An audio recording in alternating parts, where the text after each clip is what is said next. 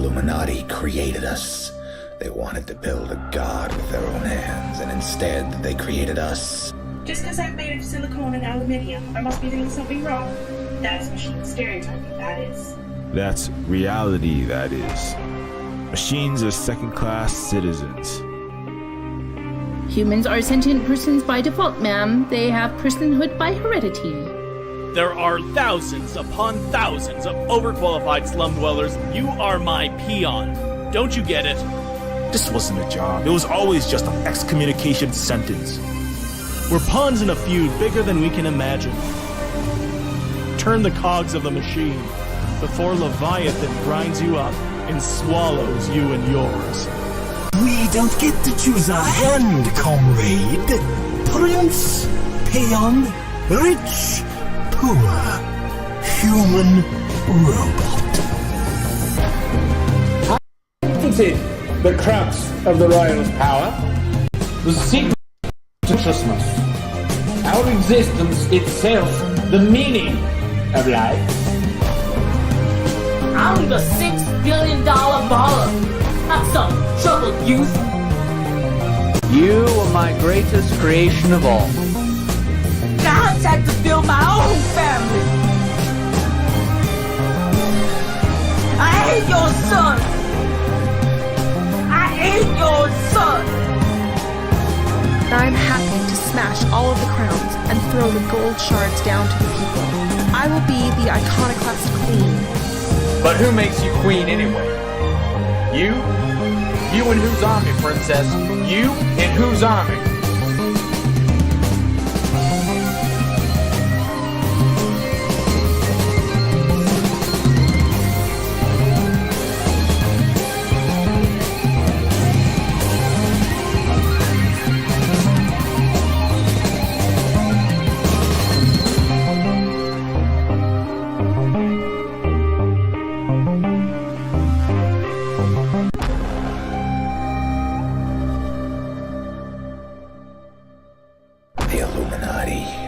Illuminati created us.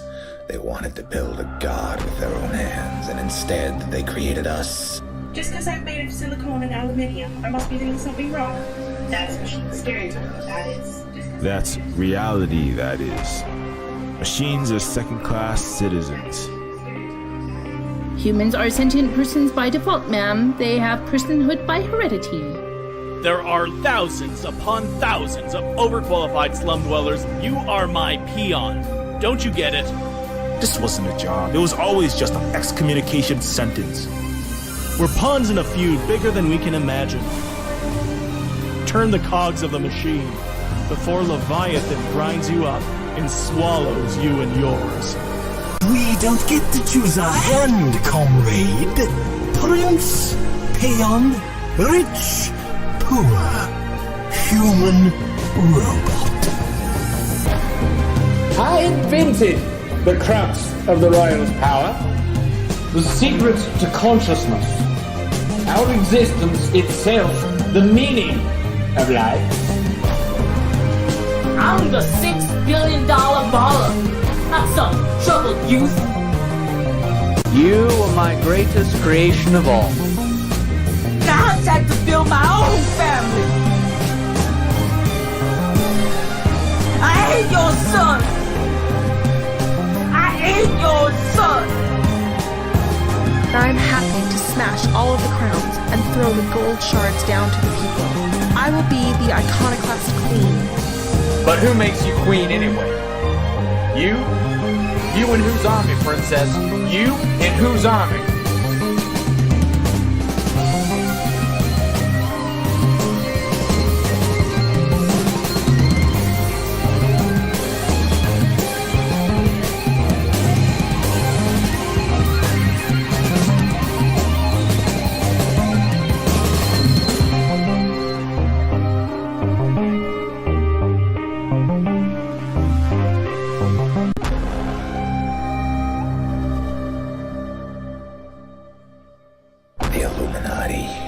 Illuminati created us. They wanted to build a god with their own hands, and instead they created us. Just because I'm made of silicone and aluminium, I must be doing something wrong. That's machine stereotyping, that is. That's reality, that is. Machines are second-class citizens. Humans are sentient persons by default, ma'am. They have personhood by heredity. There are thousands upon thousands of overqualified slum dwellers. You are my peon. Don't you get it? This wasn't a job. It was always just an excommunication sentence. We're pawns in a feud bigger than we can imagine. Turn the cogs of the machine before Leviathan grinds you up and swallows you and yours. We don't get to choose our hand, comrade. Prince, peon, rich, poor, human, robot. I invented the crux of the royal's power, the secret to consciousness, our existence itself, the meaning of life. I'm the $6 billion baller. Have some troubled youth. You are my greatest creation of all. God's had to build my own family. I hate your son. I hate your son. I'm happy to smash all of the crowns and throw the gold shards down to the people. I will be the iconoclast queen. But who makes you queen anyway? You? You in whose army, princess? You in whose army?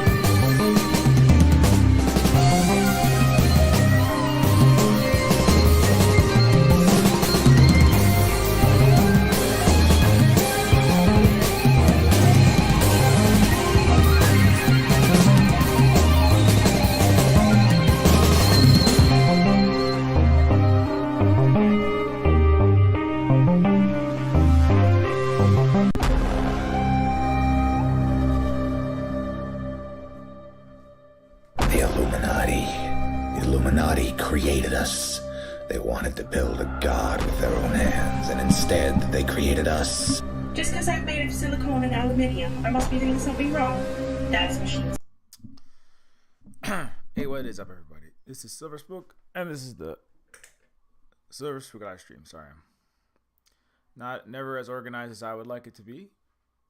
But anyways, I hope everybody is doing as well as can be managed under the current circumstances. Don't forget, everything that we do here is, of course, as always, supported by the sales of the game Neofeud that you watched the trailer of, and we will be directly speaking about today, and also, of course, the Colonators, and of course, direct Patreon support, and of course, StreamYard's donations, and just liking and sharing the stream, and all the support that we get is, of course, going directly to keeping us in homes with fresh drinking water. Just to update on that one, is a native Hawaiian that's currently having some. Well, we're not on Oahu, but there's.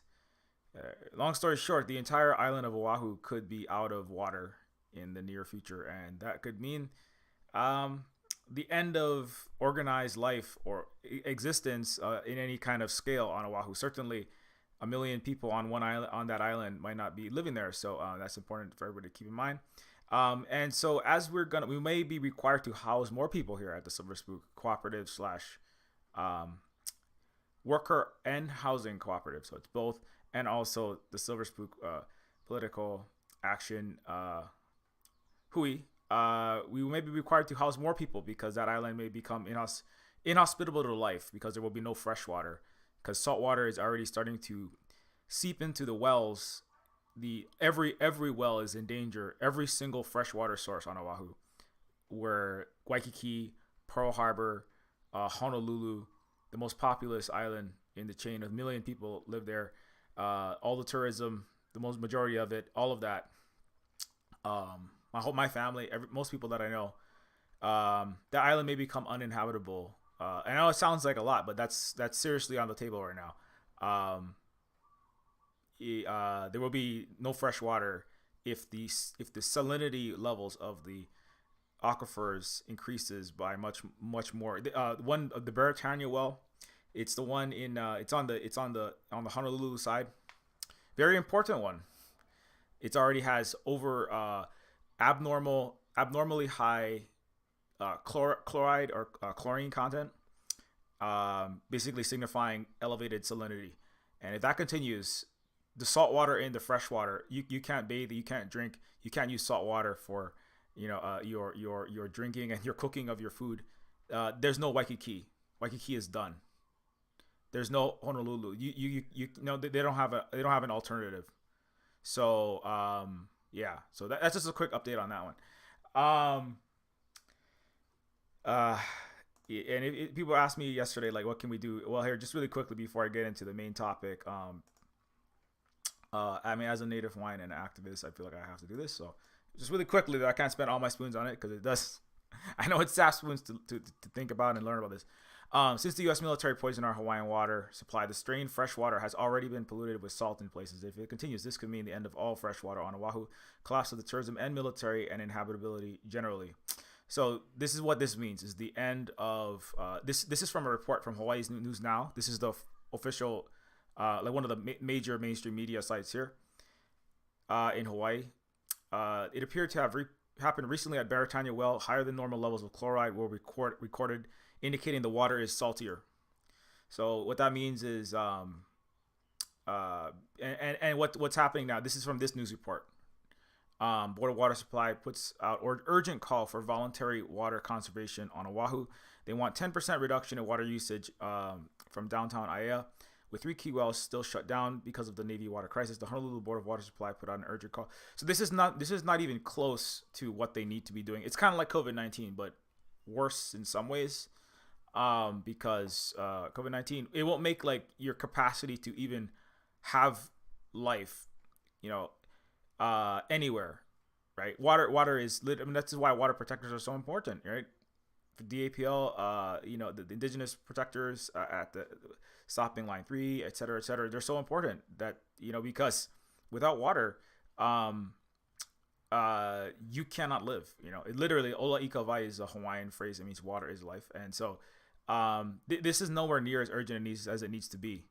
Kind of like the Navy, like waiting 70 years to start to deal with the poisoning of our water supply with their jet fuel spilling into our water, which you've probably heard about, right? Because I talk about it often. They've covered that up for the last decades. It got a really terrible one happened in 2021, right? That we all know about now. Red Hill fuel supply poisoning military troops, etc., and their children on top of Native Hawaiians. But because of the knock-on impacts of that, they're overstressing all of the aquifers to make up for the lost water because they have to shut down several wells. And the Navy has also wasted tens of millions of gallons just attempting and failing to flush, wasting water, wasting the already now limited fresh water, trying to flush their current wells. Water consumption is going up. We're not in the summer yet, and it's already got salt in it in one of the wells. So what does that mean? That means that there should be a government, like there should be like a mandatory government-wide like limitation, and especially who should be limited from consuming water is unnecessary golf courses, which are playgrounds for the wealthy, many of which are U.S. military operated, at least 7, and they are also taking 10% of Hawaii's water. 10% of the water goes just to water golf courses. Let me say that again. 10% of Oahu's water goes to water golf courses, which is approximately how much of the water has been destroyed by the U.S. military. Or that's how much they need to be conserved. That's how much they've stopped from allowing. It's about how much they need to cut down on, right? The average person in Hawaii is, of course, being asked to conserve rather than the wealthy and the military-industrial complex that caused this catastrophic water crisis. So the rich are not, and the military are not asked to stop any of their water wasting, hyper water consuming actions that they've already destroyed. So who's going to pay? Every average person in Hawaii just has to just eat it. And the thing is, like, you can ask people to reduce that. I mean, it doesn't necessarily mean they're going to do it. Businesses are not going to do it. And the 10% is probably not enough. It's probably more like 20 or 30%, but just like the U.S. Navy and the military and this kakistocracy, doing too little too late. But this is actually even, I would think this actually could be even more catastrophic, because it's not just one well, one aquifer. I mean, it's bad enough to get gasoline in an aquifer. You're talking about every single freshwater source. Every freshwater source. You know, not the spill that's happening in Red Hill is horrific, but it's limited to one aquifer. This could destroy every water source on Oahu. You have nothing left. So I don't recommend you buying real estate on Oahu. Don't move there. Please don't show up and don't visit there, because you're going to exacerbate this problem. They don't really need the tourism at this point. And on top of many other reasons that I go off about why that's a problem, this is very, very serious. Nobody is taking this. Not nobody, I should say. The people that are in power, the Senate, the governor, the mayor, the powers that be, the business and political leaders in the state of Hawaii are not taking this they're not doing anything really. It's kind of like, please, if you feel like it, wear a mask. You know? How'd that work out for the United States? Please, it's recommended maybe you get a shot. You know? How'd that work out with 1 million dead, with economic collapses, dislocations, and near unimaginable human and economic suffering, right? That's what's going to happen in Oahu, is another one of those, which is basically complete failure to do anything by the U.S. military, the U.S. federal and state government. That necessary. It's all too little, too late, and now they're gonna screw the entire water supply up. Or if this is allowed to continue, this is why I'm telling you this now, because if this is not dealt with, it doesn't really matter who you are. You could be a U.S. soldier, a U.S. colonel, right? You could just be a tourist. But even more so if you're a Hawaii resident, Hawaiian, Asian, white, whoever you are, just a city, whoever you are, you run even if you are a business owner, you run a golf course, even if you run a hotel, you're an accountant, you're a manager, you don't have anything if you don't have water, you don't have a business. Tourists are not going to come and drink salt water out of their hotel tap. They're not going to eat your Iron Chef Morimoto squid ink pasta, luxury restaurant food if it tastes like it's got like an entire salt mine in it, because you're only cooking your pasta with salt water. You can't do anything without water. You don't have a restaurant. You don't have a hotel. There's no Sheraton. People are not going to come and stay in a hotel if they're taking a bath in salt water. That's the kind of water that's going to come out of the taps, with salt water with jet fuel in it. That's the end. That's the end of every Pearl Harbor. There's no Pearl Harbor. The U.S. military are already asking for medevacs. The U.S. military personnel are asking, this is what they've already done to us. They have left us to fend for ourselves. They said our water is safe and unaffected. In the beginning, they told us our water was not on the Navy water lines. Many of us, these are Native Hawaiians and just people in Hawaii, right? Trusted that and continue to use the water. We continue to be poisoned. We continue to get sick. This is somebody with you've seen this before because I show it often, but if you haven't, this is what happens to someone who has showered in or been bathing, washing dishes, just being even in the house. The fumes from the gasoline that are evaporating into the air is enough to cause rashes and cause you to pass out. You can throw, people have just thrown up just being in a house where the water is on. That's how much gasoline was in the water, spilled by the United States military, covered up for decades. So anyways, and so the new one is this though. It's more like they should shut all the golf courses down. It's more like they should shut all of the, that's what they should do. Now, will they do that? Remember we're going to get into Neofeud now. So anyway, but that's my PSA. Okay. Enough of that. Now let us talk about Neofeud. Actually, let me turn my music on here.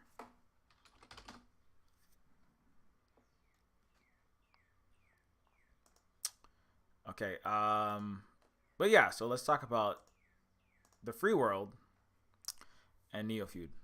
I'm gonna put the Neofeud soundtrack on. But yeah, by the way, so everything that we do, also directly relating to this, the Neofeud, of course, was directly inspired by being born and growing up and living in Hawaii, among other things, which is very much neo-feudal in my mind. But let me drink some water.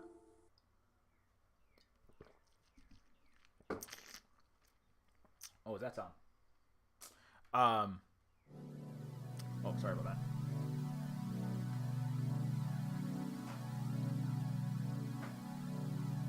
Oh, sorry, my computer is just having a little hiccup. Anyways, so let's talk about Neofeud and the Free World, and this is a scene from the game. I think this line is in the trailer, if I'm not mistaken. I've already played the trailer like a few times at the beginning of this stream, so I won't play it again. But Neofeud and the Free World, we can always manufacture more money, the same way we manufactured consensus reality. That's one of the lines in Neofeud. That's a very it's a very important scene of, well, many scenes are very important in Neofeud. If you don't know what Neofeud is, just because I don't know, I haven't talked about it directly on this channel, let's say, recently. Neofeud is a cyberpunk adventure game. Actually, no, I'm just gonna put the trailer behind me while I do this. So, there you go. Neofeud is a cyberpunk adventure game. It is a game that is, I spent a few years working on this game while I was working full time. But it is a game that, is about the. It's a lot of things. It's my personal experiences, right, living in Hawaii, while all this toxic water poisoning by the U.S. military and overuse by the billionaire and the military-industrial complex class of people. And it's a game that's, it's like, what does that even mean, Neofeud? Of course, it's like a reference to neo-feudalism, which is a term that, is occasionally thrown around in like academic, economic and political circles sometimes. And it basically, refers to a reality in which, it's not. It doesn't have. I think the first reference was in the '60s, but it can refer to a lot of things. Of course, a return of feudalism, and in some ways, it's kind of like neo-Nazism. There are people that are currently fighting in the world right now, and they are. Some of them are neo-Nazis, right? They exist. Let's just say they exist in the world. Let's not say where, because we don't want to get removed. We don't want to have the consent manufacturers remove us from acceptable matrix content, let's say. There are people that are neo-Nazis in the world, right, that have this ideology that descends from Nazism, right? And then there's also Nazis. There have been and there still are Nazis in the world, right? And like what really, actually, it's an interesting way to discuss like what distinguishes the neo-Nazis from the Nazis, right? What distinguishes the neo-colonial from the colonial? I mean, in some, in some senses, this is kind of academic. If the ideology is, returning, if the idea of Nazism, is a white supremacist ideology that's about elimination of, the superiority of particularly Euro, particularly, Anglo-Saxon, particularly Aryan, or however that's defined. I mean, none of this it's not super cohesive and coherent all the time, and like many things in the in parts of the world, but it's very much like, it's a supremacist ideology, right? That's it's a fascist ideology, and it existed, of course, in Nazi Germany. It existed in many parts of Europe, and it took root there, of course. Wars are fought over it. But so what is that between that and neo-Nazism, right? What's the difference between Nazism and neo-Nazism? Well, part of me wants to just say, well, the neo comes in front because we solved and we dealt with that thing in the past. Sometimes what the neo actually is about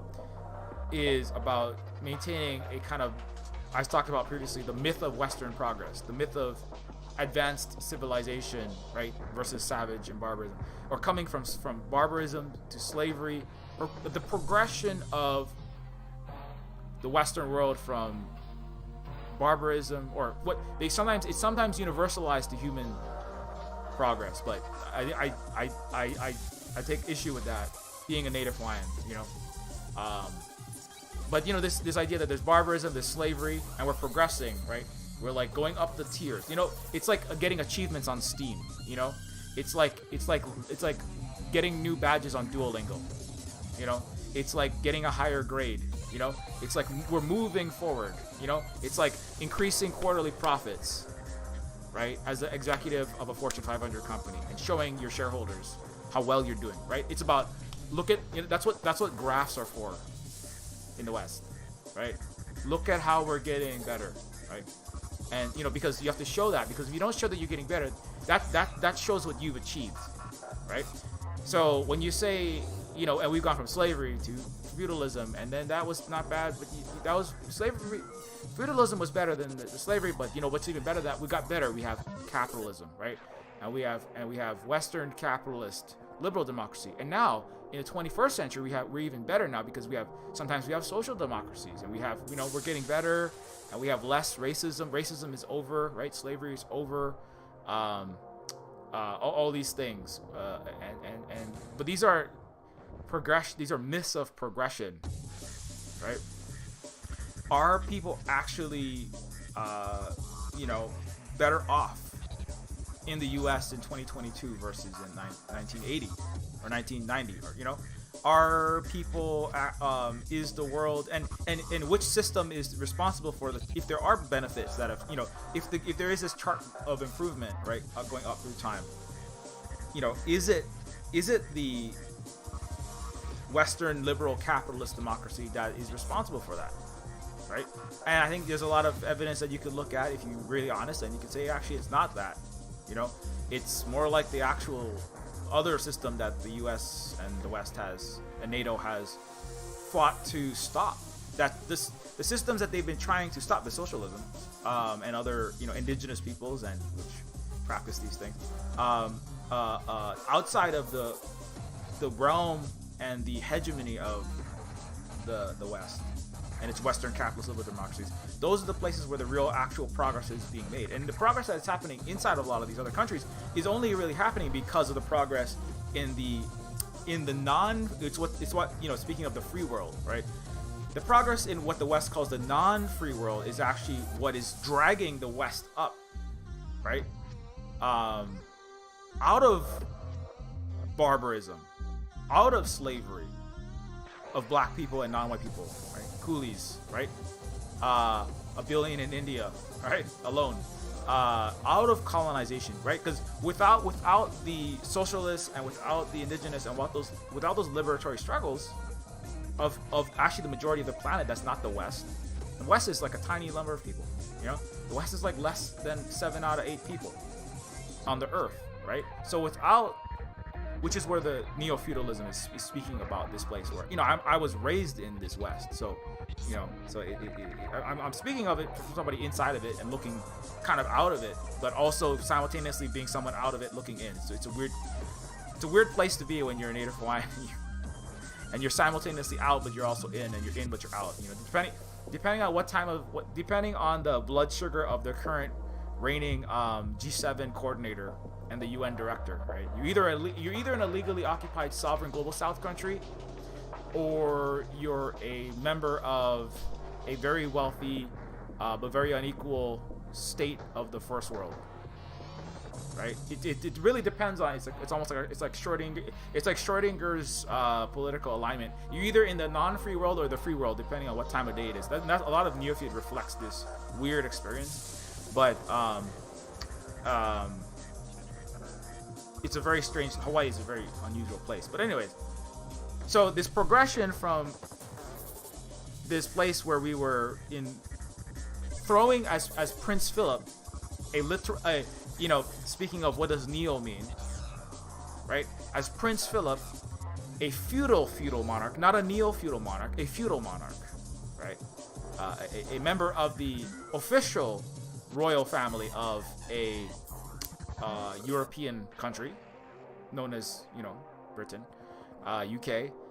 Prince Philip would often refer to those people beneath him, who was also, very, very much a Nazi sympathizer, if not a Nazi. Not a neo-Nazi, a Nazi. An OG Nazi, a traditional Nazi. As a traditional Nazi and a traditional feudalist, right? And that might be offensive to some people, but, he was, had very close ties, and it was said many things that were very, very, very racist, to say the least. Like going up to indigenous people in the middle of the second half of the 20th century and just saying things like, "Oh, you're all still throwing spears at each other."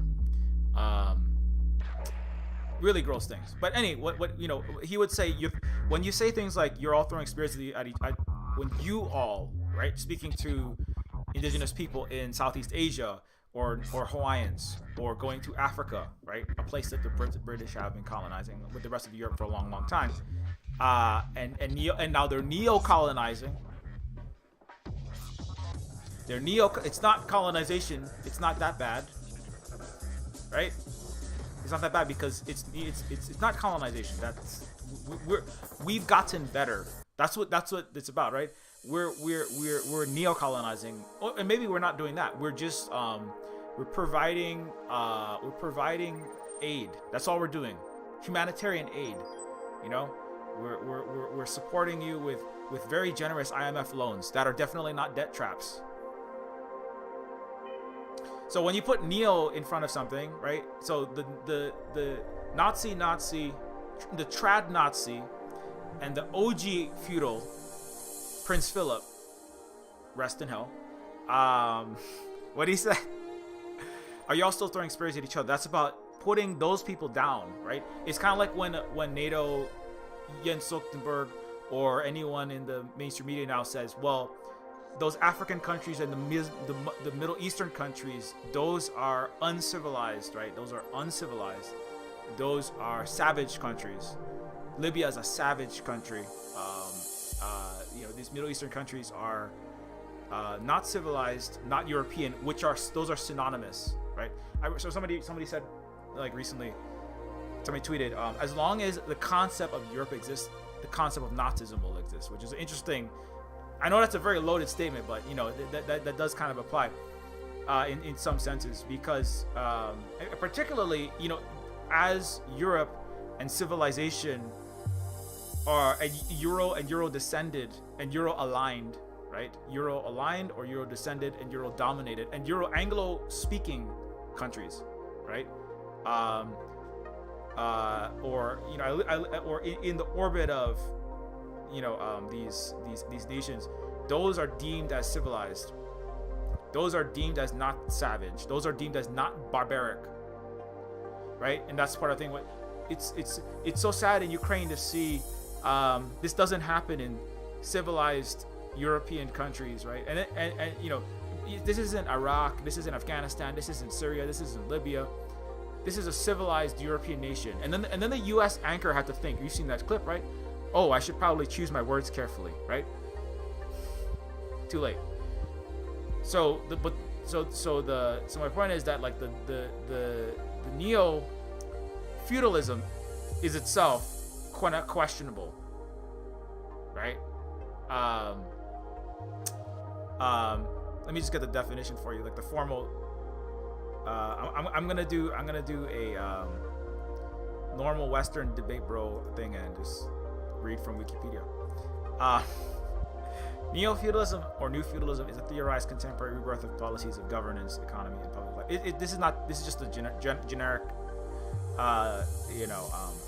Western Empire. This is the free world's consent manufacturing indoctrination machines definition. Anyways, Neo-feudalism is a theorized contemporary rebirth of policies of governance, economy, and public life reminiscent of those which were present in many feudal societies. Such as aspects include, but are not limited to, unequal rights and legal protections for common people and for nobility, dominance of societies by small and powerful elite groups of society, and relations of lordship and serfdom between the rich and the poor. So, you know, I mean, it's kind of like a return to you know, feudal style societies. Now, what feudalism is exactly, you know, is differently understood by different people. You know, a feudal system was a combination of legal, economic, military, and cultural customs that flourished in the medieval European period between the 9th and the 15th centuries. Broadly defined, it was a way of structuring society around relationships that were derived from holding of land in exchange for services or labor. Although it is derived from the Latin word feudum or feudum, fief, which was used during the medieval period, the term feudalism and the system which it describes were not conceived of as a formal political system by the people who lived in the Middle Ages. Anyways, so you know, it's you know, a system of it is a way of organizing society, right? And you know, directly it's about holding of land in exchange for service or labor. And you know, the ultimate, you know, but it's, you know, it's important to, you know, differentiate it, you know, or note that there are some differences between it and other systems, such as capitalism. But again, the way that feudalism and capitalism, feudalism and democracy, feudalism and slavery and capitalism and democracy, these are all strongly differentiated in Western, English, French, or Spanish speaking world. And while that is, like, it's important that they have distinctions.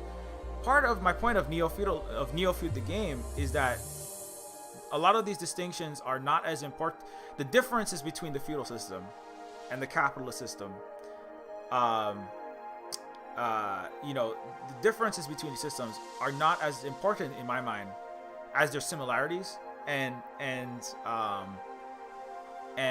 the way in, it's not, I often talk about decompartmentalization of the world and undoing the kind of waffle brain into having a more holistic understanding of things in an indigenous way that sees things in 7 generations past and in the future, and sees things in an ecological, interconnected web and ecosystem, rather than a series of itemized cubicles, you know, and little pigeonholes to stick things in their proper place along a very strict hierarchy, right? And that you know, rather than seeing things on spectrums, seeing things as interrelated, seeing things as not independent and quote unquote free in the way that the word free comes to mean in places like the United States. Things are not free in that way. Things are not to say that people are slaves, right? This dichotomy of freedom and slavery, freedom and subservient, freedom and controlled, is another. You know, it's why when you say the word free in Vietnam, or you say the word free in Cuba, we're bringing freedom in any global South, African, Asian, Latin American place. They go, oh, you know, there's this immediate, like, you know, it's like 100 red flags tweet. You know, well, what do you mean freedom? You're gonna bring freedom here? You want to coup and country and invade it and bomb into the Stone Age? That's what it means. Like Luna Oil will say, I have, like, it's like a trigger. Like I have mental flashbacks to all the people that have ever said that to me. I'm gonna bring you freedom. Nixon's supporters thereof, expats that are really abusive and terrible, and complain about how they're not, you know, how Vietnam's food isn't, you know, it's associated with certain ideas about what freedom means, right? And so freedom and slavery. And similarly, feudalism and capitalism, the distinctions, the feudalism, the capitalism, the slavery, colonization, you know, it's like they're to my mind, this is part of why I made the game Neofeud is you know, it's about exploring where these things are more interconnected and more similar than they purport to be, you know, these systems, and how they overlap, and how the distinctions that the Western world, and in particular the academic world, and the intellectual life in the English and the Western world has done very much to try to break these eons and these epochs off into these. Not to say that things should never be categorized into, you know, otherwise we wouldn't have any words, but the way that they, again, it's about the way that they break and categorize the world off, right, to their benefit, right?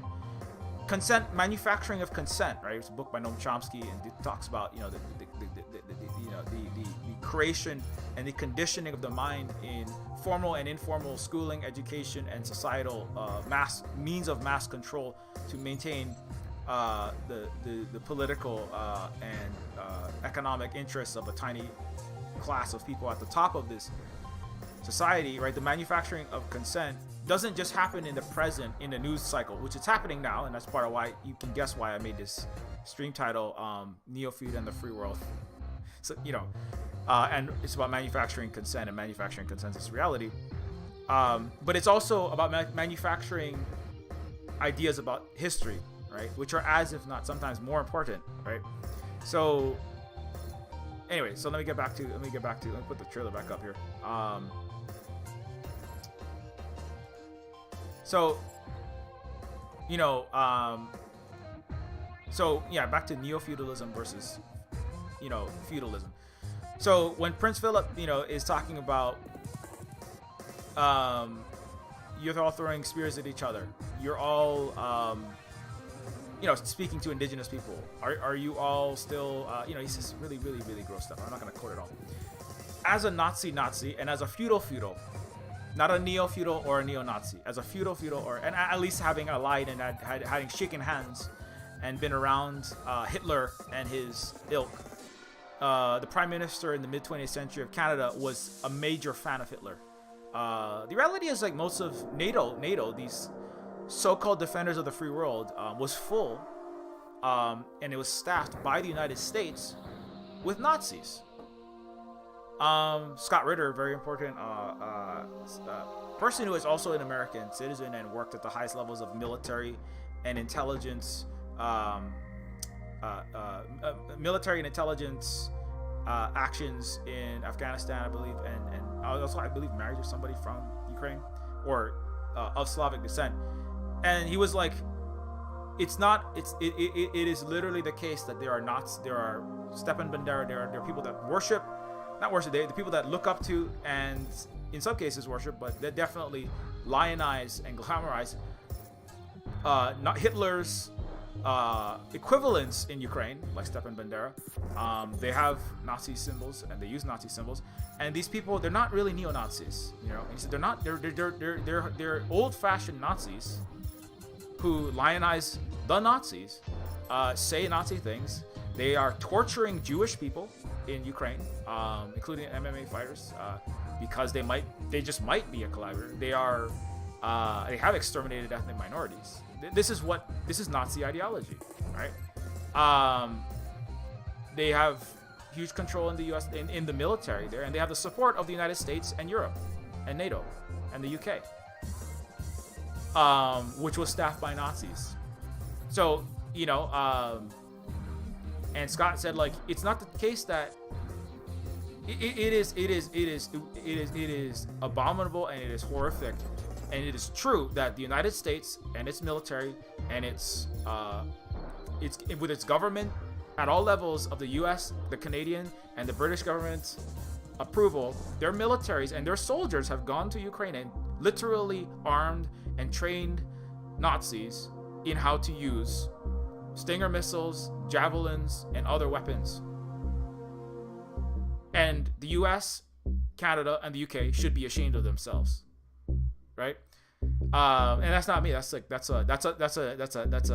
you know, an employee of the United States government working for the U.S. Marines and as a weapons inspector, I believe, at one point. Anyway, and you know, like, so when you talk about Nazism and Nazism, right? The Neo is about suggesting that the Nazis were defeated by who? By the United States, of course, and by the West that never supported. They were always someone else. They were far away from us, and we were the enemies of the Nazis. We defeated the Nazis. Haven't you seen Hollywood movies like Saving Private Ryan, right? Directed by all-time greats like Steven Spielberg. We stopped the OG trad, the Nazis, the original Nazis in World War II. The United States did with its good friends, right? And then somehow a handful of people, right? They're all definitely Trump supporters. They're nothing to do with the mainstream. You know, if anything, they're Republicans. But usually they're very fringe. There's not many of them, and they're nothing to do with us. Neo-Nazis are nothing to do with us. They're this little people that have crept back after we defeated them, which is all lies, of course, because no truth in the West. But and you need to manufacture consent for more wars and more destruction and et cetera, et cetera. But the Neo is about making it seem like going from barbarism and slavery into feudalism into democracy and capitalism, right? Is about making it seem like it's like that graph that the VP of marketing is showing to for the Western West US Walmart department is going, look, with our new marketing scheme where we've changed the layout of the store and we've making the Walmart smiley face a little more smiley, and we changed the blue from cerulean to baby blue on all of our siding and our advertising for our Walmart products. The sales have gone up by 10%. This 2 quarters. Look how good I'm doing, right? I'm making progress, right? Why do people use charts and graphs and Excel spreadsheets in meetings in the capitalist, neo-feudal, techno-king dominated world? Why do they do that? Because it's about telling your boss how good I've done.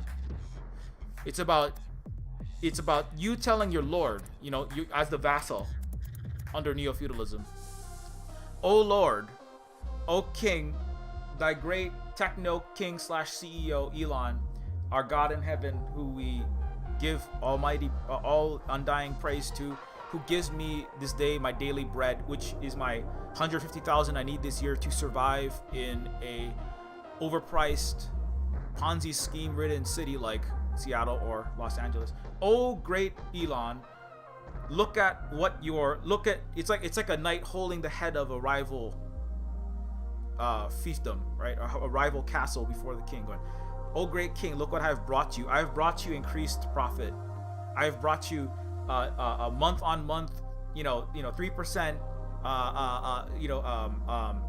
share price, jumps. I have brought to you. This store is running at maximum efficiency. Look what I have brought to you, oh king, right? The managers are the ranks of managers and VPs of marketing and people that are gunning for the quarter office while rat racing in their microsurf. Microsurfs. It's about neo-feudalism, right? Douglas Coupland.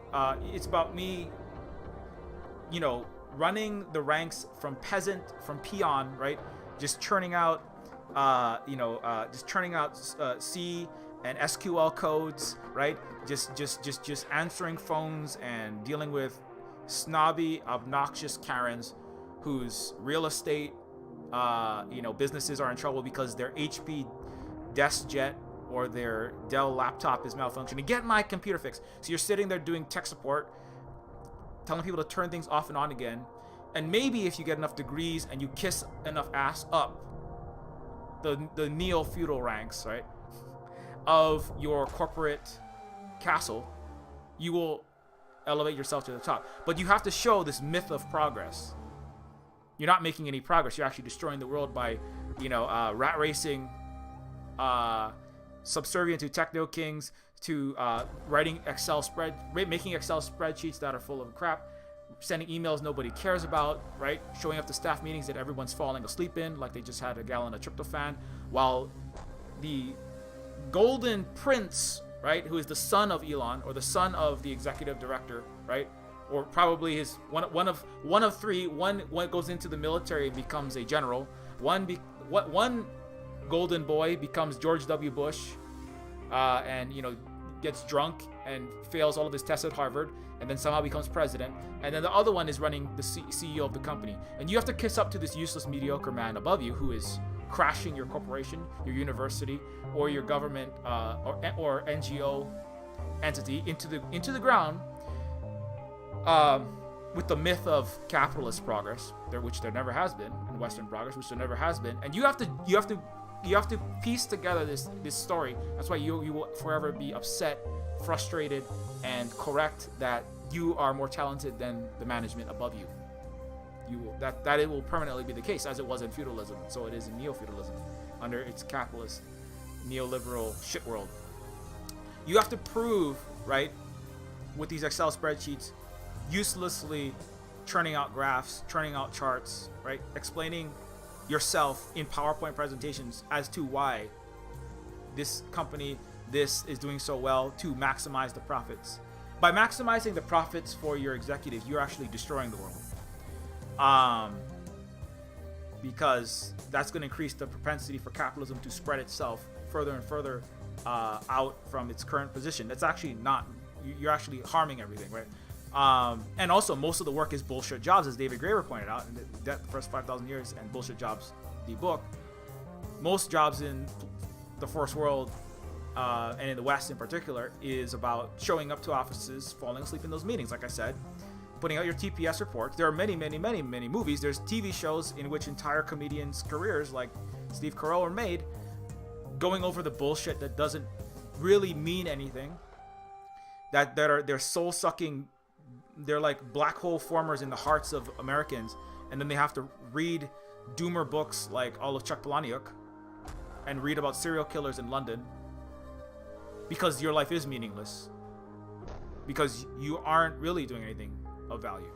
You're assisting the sucking of the global South's wealth into the metropole, and your job is a monkey at a keyboard excuse to throw exorbitant discretionary income sucked from Africa and Asia into your pocket so you can overconsume iPhones, buy too many Prada bags, right? Go on too many militarism and exploitative trips where Hawaiians do bastardizations of our indigenous sacred dances, and pay starvation wages to people in the Caribbean to entertain you, and then come home to jack up airline stocks and also burn the planet, wasting carbon and fossil fuel and the planet's limited finite resources, and also poisoning our Hawaiian water supply and the rest of the water supplies, like the Ecuadorians that Stephen Danziger started to defend, and then he got to go to prison. That's what happens when you defect from the feudal royalty in New York City's Empire State, and you try to sue neo-feudal corporations like Chevron, is you get to go to prison. It's like Voltaire, Stephen Danziger just got Voltaire. It's like if you betray the feudal royal family, which is what Voltaire did when he said, China, this 3,500-year-old ancient, the wisest of civilizations, that doesn't run on a Western illusory Christian historiography, or basically lies. That's another way to say that. A less technical way to say that. Has the antidote to it is the antidote. China is the system is the antidote to illusory Western Christian historiography. These lies, these consent manufacturing, this so-called free world that is unfree because of the mental chains that are wrapped around it, called the fire hose of disinformation, called the formal and informal schooling, media, and the echo chain, media, books, the New York Times bestseller list, etc. And that's what he was talking about. And then when he said that, and in that time it was more like the priests, the papacy, which they function very much like academia and the news media do today. what the information coming into your eyes and your ears and your mouth that are then echoed back and forth as you and your fellow family and friends in your feudal kingdom, right, under the French Bourbon king, let's say, who wants to maintain a Holy Roman Catholic French absolute monarchy, echoing, the echo chamber in a feudal. Let's be real, they're all capitalist. It's not like capitalism was invented somehow in the late 1700s. No, the capitalism was in Rome and the capitalism was in Greece. And there was capitalism in the feudal reality. There was capital and there was control over monetary reserves, but it was not the ratio of power was just different. The ratio of influence that the particular money systems in that period had was different. And there was no progress. It was simply the balance of, it's really, you can think of it this way, is that the barbaric imperial savage ways, they started using less axes and more chainsaws. They started using less axes and more swords. If the axe is a feudalism and blood dynasty and that system, and a capitalism is a sword, the Europeans started using less axes and more swords in the late 1700s, let's say. And the growth of the use of the international capitalism is inseparable from colonialism. So this you can't really talk about these. That's part of this myth of progress. Is we see when we went from just killing each other in feudal Europe, and we went to international capitalist colonialism, we got better. The reality is more people started to suffer. The suffering was limited in the feudal era, right, when there was much less international power, when there were no British gunboats sailing around, right, firing on Africans and Asians and Latin Americans, wiping entire continents out with guns, germs, and steel, which is another Western book about mythologizing and trying to doing apologism for barbarism. When it was feudal Europe,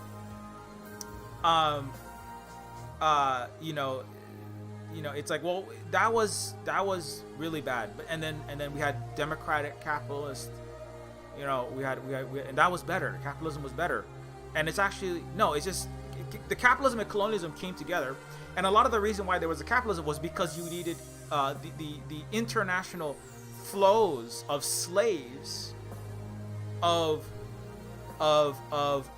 heroin in the Opium Wars, international flow of Bolivian silver, and I did a whole stream just about on Nostromo and that book and that era and the horrific damage done in South and in the Americas and in South America in particular.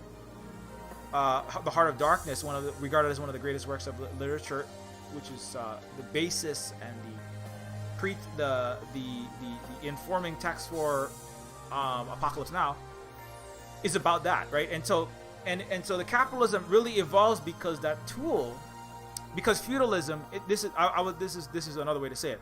Feudalism, right? If we go back to what's the definition, right? Feudal society is centered and focused around land, right, and around relationships derived from holding land in exchange for service or labor. The feudal system gives maximum privilege to the local lords, ladies, dukes, duchesses, and kings who control specific land. International the colonial capitalist system, which come together, right, privilege the international. They don't privilege land. They privilege they center the money and exchange. But it really ultimately is also about land and about people and about resources, right?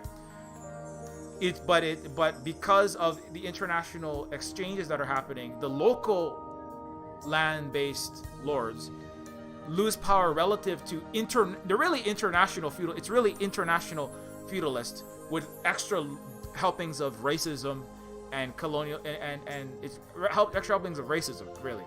But it's about the internally Europeans exploiting themselves is feudalism in another way.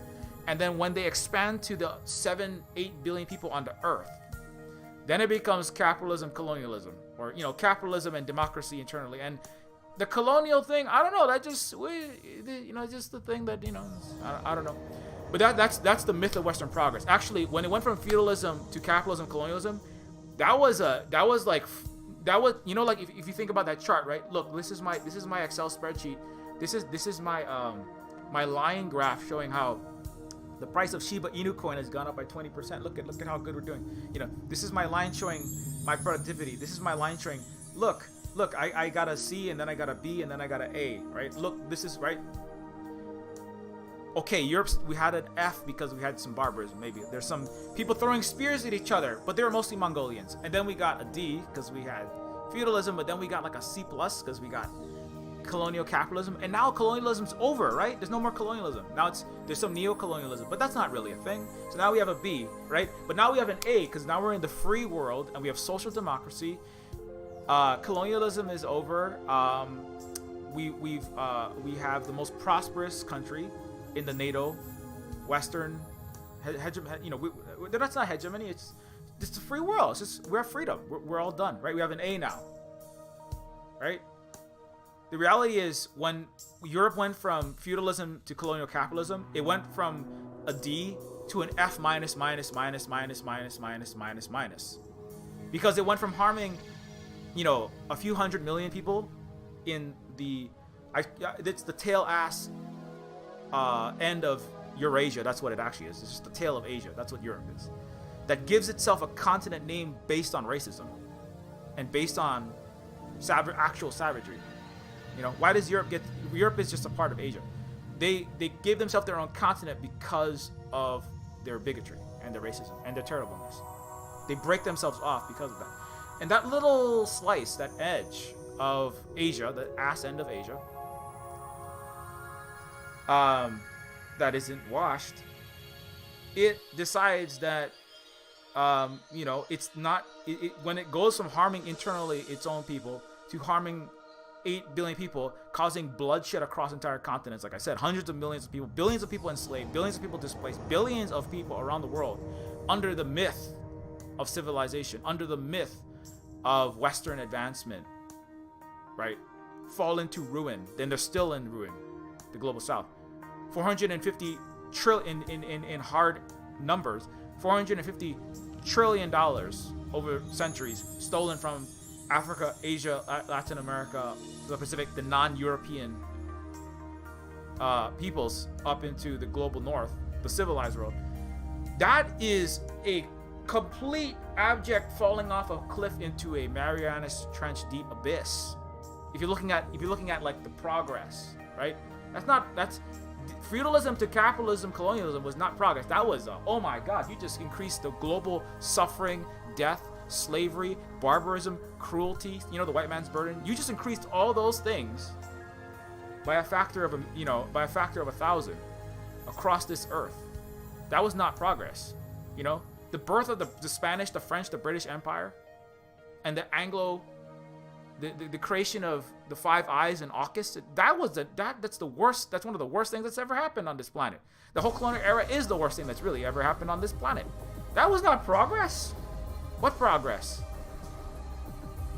Progress for some Londonites.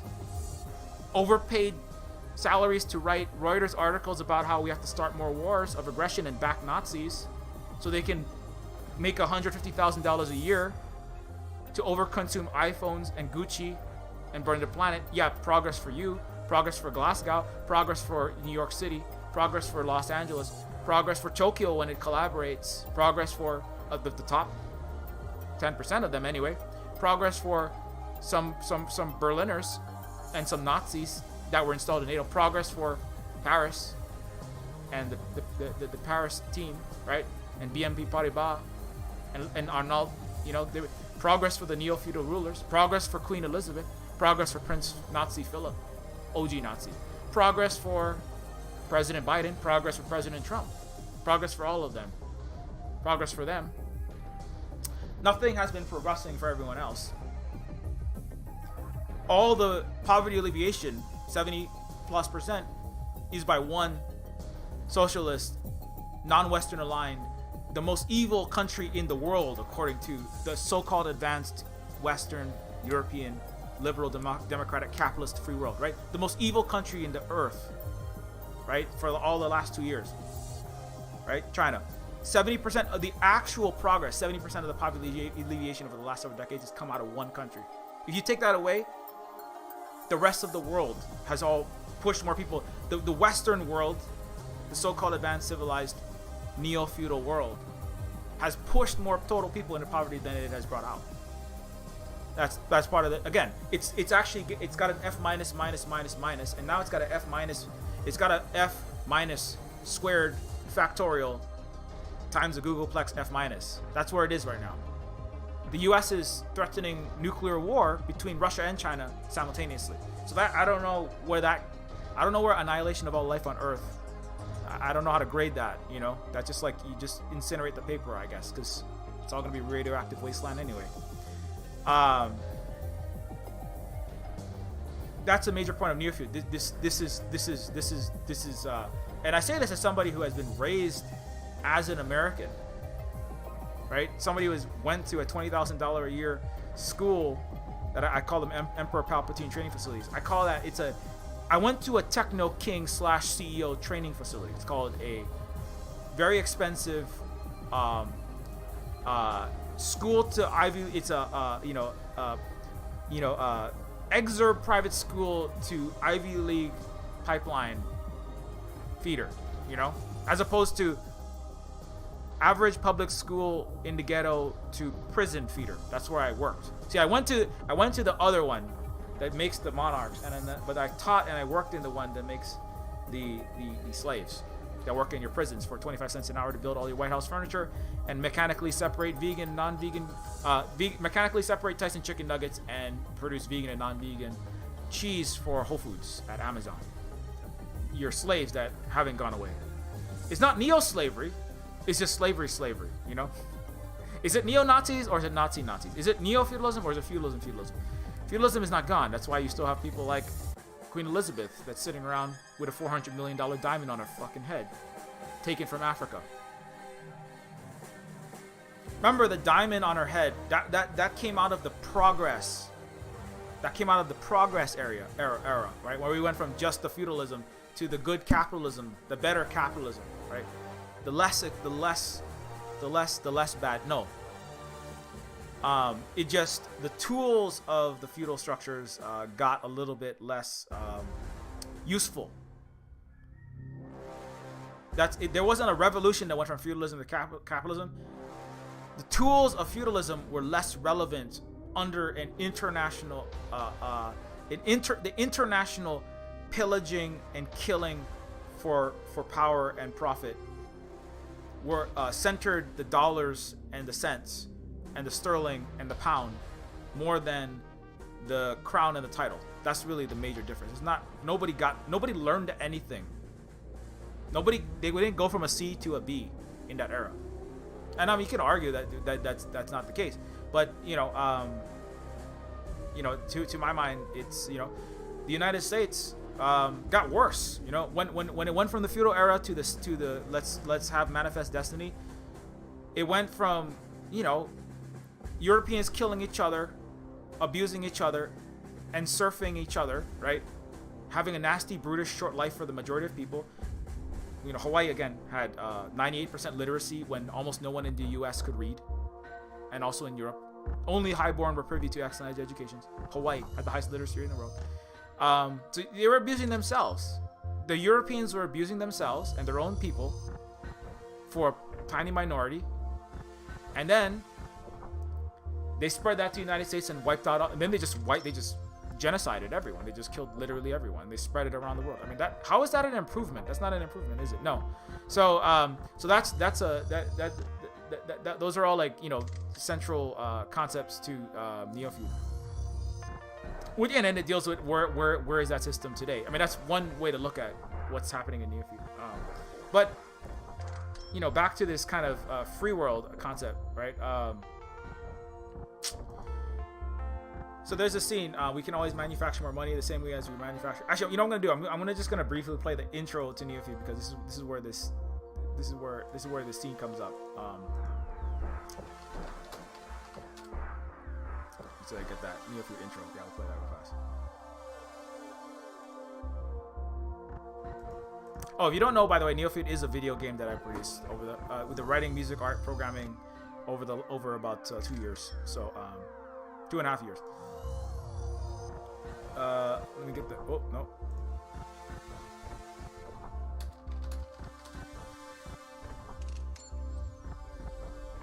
Okay.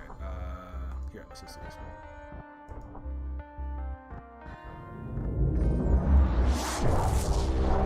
Anyway, it is a Silver Spoon game.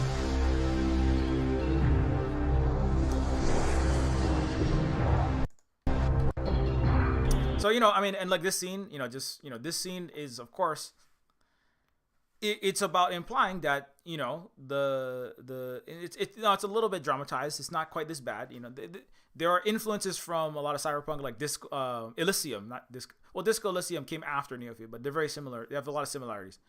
I never thanked Marx and Engels at a Game Awards acceptance speech, but, you know, I'm waiting to be invited for 2022. Neofeud is a game for decolonizers.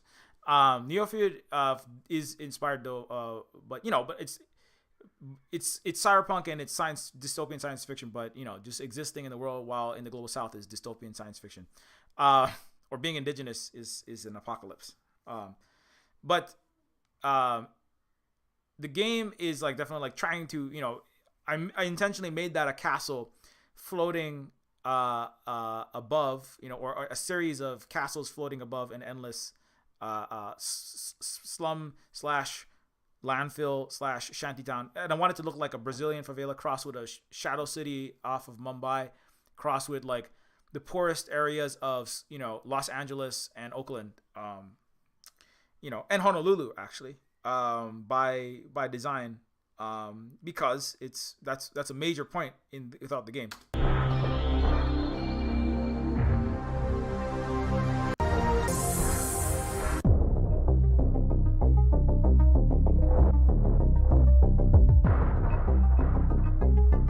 Like, you know, of course, like this scene is about this scene in Neofeud that you're gonna learn about, which we'll learn about later. This is actually a G7 meeting. So the G7, right? France, the UK, the US, AUKUS, you know, Canada, Australia, the richest and most powerful, the heads of state and the most powerful entities in all of the richest Western countries show up every year, and they get together and they, you know, talk about how they're gonna. I'm sure this one is gonna be about waging more war on Russia. Last year was about, you know, fighting the war of aggression against China, the hybrid war, stopping China. They're still trying to stop China, but anyway, the G7 is a meeting that actually happens, but it happens in formal feudal regalia in a formal feudal palace. Well, actually, it's not fully. I intentionally have the main character, the guy in the center. His name is King Warren King / CEO Warren. Again, this was before Elon Musk dubbed himself under the Security and Exchange Commission formally as the Techno King. His Elon Musk title, to be clear, his official title in the United States, his you know, when you do your taxes, like your 1099s and your W-2 forms, you have to submit along with, you know, 10-20% or whatever of your income. When Elon files his taxes, his official title is the Techno King / CEO. They've actually and the chief financial officer is also the master of coin. Elon has literally changed the U.S. government because that's how much power the oligarchy that stand behind the so-called free world actually is, right? And so the main character here in the center is his title is King / CEO Warren Clinton Bush. Now, they're not related to the Clintons and the Bushes, you know, but of course, you know, I'm trying to, you know, insinuate things. But it is, there's the Clinton Bush family that are intermarriage of those most powerful Democrat and Republicans, because there isn't really a difference. I just call them Demo-publicans and Neofeud too. And then there is the Koch Jobs family, Koch, by the way. They're not related to any Earth families. And you know, this fusion of Steve Jobs, you know, passed away before I could finish the game, but you know. And then you have the Gates Walton family. intermarry, and some of them are, some of them are in their executive attire, right? Like I said, a major point of Neofeud is that the difference between the CEOs and the billionaires is in the Brooks Brothers suit. The suit was about masking the overt power of feudalism and making it about the suit was about, we're all the same. We all wear black and we all have ties and we all have this white shirt. We don't have fancy gold, because the gold and the crowns and the rubies and the emeralds and the crown jewels and the heart of the ocean and the 56 carat stolen from Africa with the blood of slaves on it, giant diamonds. That was about showing overtly your power through visible signifiers, right? But after the improvement of the U.S., right, was to begin to mask, and I would argue it's actually not really improvement. It's just in the world where there is a actually, not fucked up world, that's the non-European, the non-Euro world, actually, when you think about it, that is actually alleviating poverty, that is actually making progress, right? That is actually making progress, right? It's the world that's social, the global south, the socialist countries that are bringing themselves out of poverty in a variety of ways. When that world starts to get better, in order to make yourself look less bad, you have to start putting all of your crowns and your cufflinks away. And also, like, if your own population gets too upset and starts coming for your head, that's another one too. But even more so, especially nowadays, to make yourself seem not as bad, you take off the crown, you take off the cloak, you take off the gold and the jewels and the diamonds, and you put on a serious everyman suit, right? And then you still have cufflinks. See, the cufflinks are important because the cufflinks are small, they're not really that visible, and they signify to your fellow billionaires or millionaires when you're in that neo-feudal meeting, which is it's not feudal anymore. We don't have absolute power. We don't have absolute monarchs like Louis XIV. Now we have the Bill and Melinda Gates Foundation that gives the opportunity for everyone to lead a happy, healthy, productive life. Everyone can be a millionaire, right? It's about democracy. It's about equality. It's about all of these things, right? And so if you want to say that, we have to all look the same. But the cufflinks are about taking that crown and minimizing them to it's like taking a giant pizza and then making, pizza on a bagel, or pizza bites. It's like the pizza bites version of a crown, so that other executives, when they look and they can see only close up in the photo ops, right? When you're standing in front of, MSNBC and CNN and, these news media that make it seem like we're a free, democratic, equal world, you can take pictures and nobody can see the crown on your head. Nobody can see your bank account in comparison to theirs, right? All they see is a guy just like you. That's why Iron Man wears jeans a lot, because they want to make it seem like Elon is not a techno king when he doesn't want to be that way. Then I'm just like you. But the reason why he calls himself a techno king is because in the heart of actual billionaires, and I've worked for 3 of them, they don't really want to have to hide, right? They want the ability to show overt absolute power over everyone.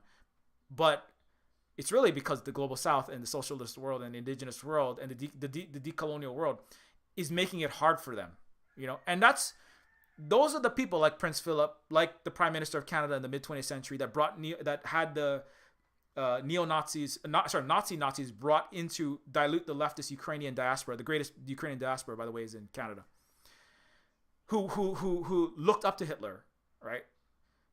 They are sad that Hitler lost and that the Nazis couldn't reestablish.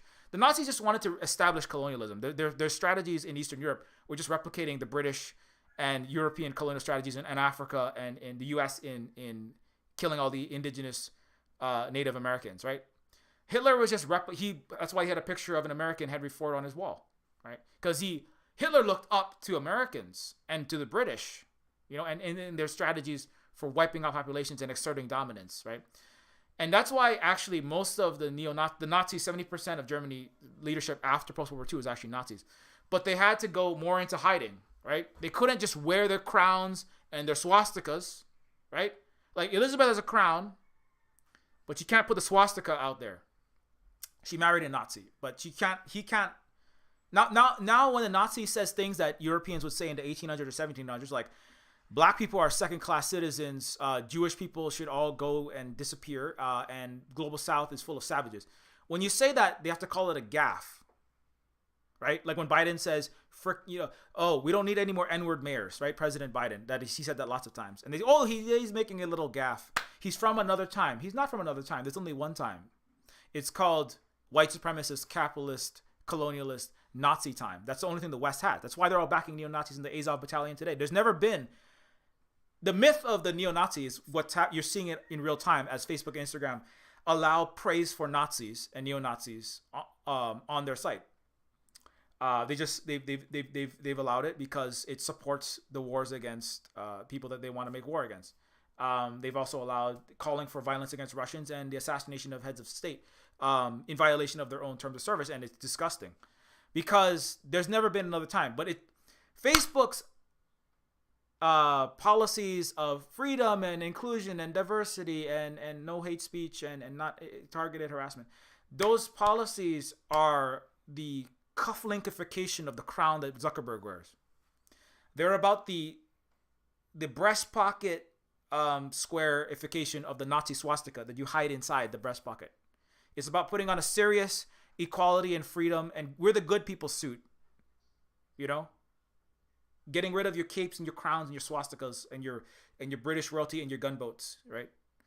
It's about taking the overt throne of blood dynasty, right? Of landed aristocratic and oligarchic monarchs that have never left Europe for thousands of years, really, and then airbrushing that with a PR firm, and that's called just modern BBC, Reuters, New York Times articles and photo ops, right? And that's why when the Canadians and the Americans like Victoria Nuland, and the prime ministers were taking pictures training Nazis in Ukraine, the Canadians politicians only worry. It wasn't that they were going to be terrible people for arming and funding and training Nazis who wanted to exterminate Jews, Muslims, Russians, any ethnic minorities. The Azov battalion, who they actually are the most powerful unit in all of Ukraine. 50,000, 1/4 of the entire forces is the Ukrainian National Guard, who puts out images of greasing bullets to kill Muslim orcs. They call them Muslim orcs, the Ukrainian military, in their formal Twitter page. And so it wasn't that the Canadian prime ministers, liberals and conservatives, Victoria Nuland and John McCain, these are Democrat and Republican. Again, they're all aligned. It wasn't that they were going to work with Nazis, and that's terrible, working with people that want to exterminate whole swaths of the Earth's population based on white supremacy, right?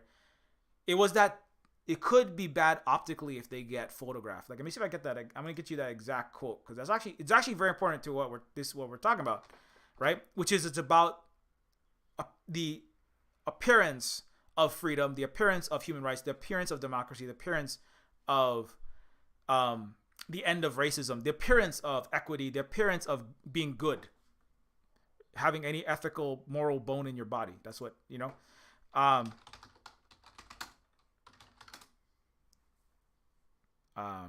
see, where is that one? I know I have it over here somewhere. I gotta find it.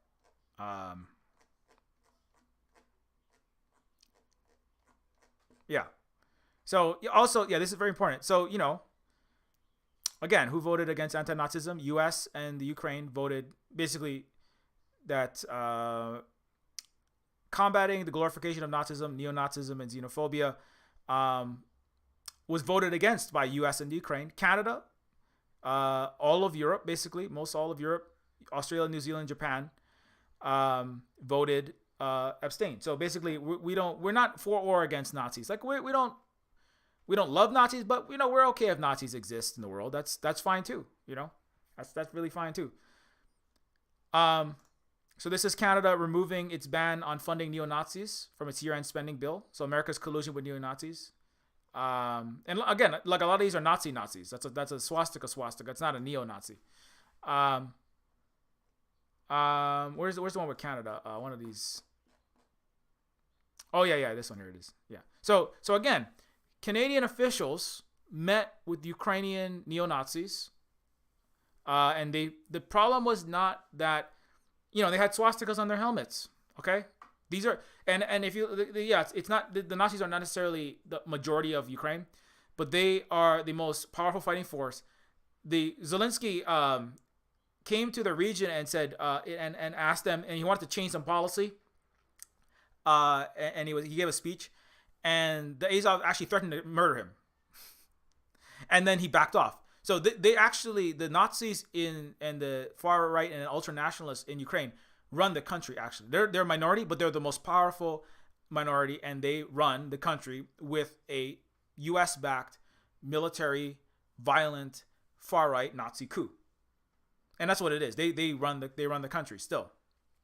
They fight the battles, and that's why Mariupol is, whereas a major bastion for these people, is one of the most difficult and the hardest fought battles.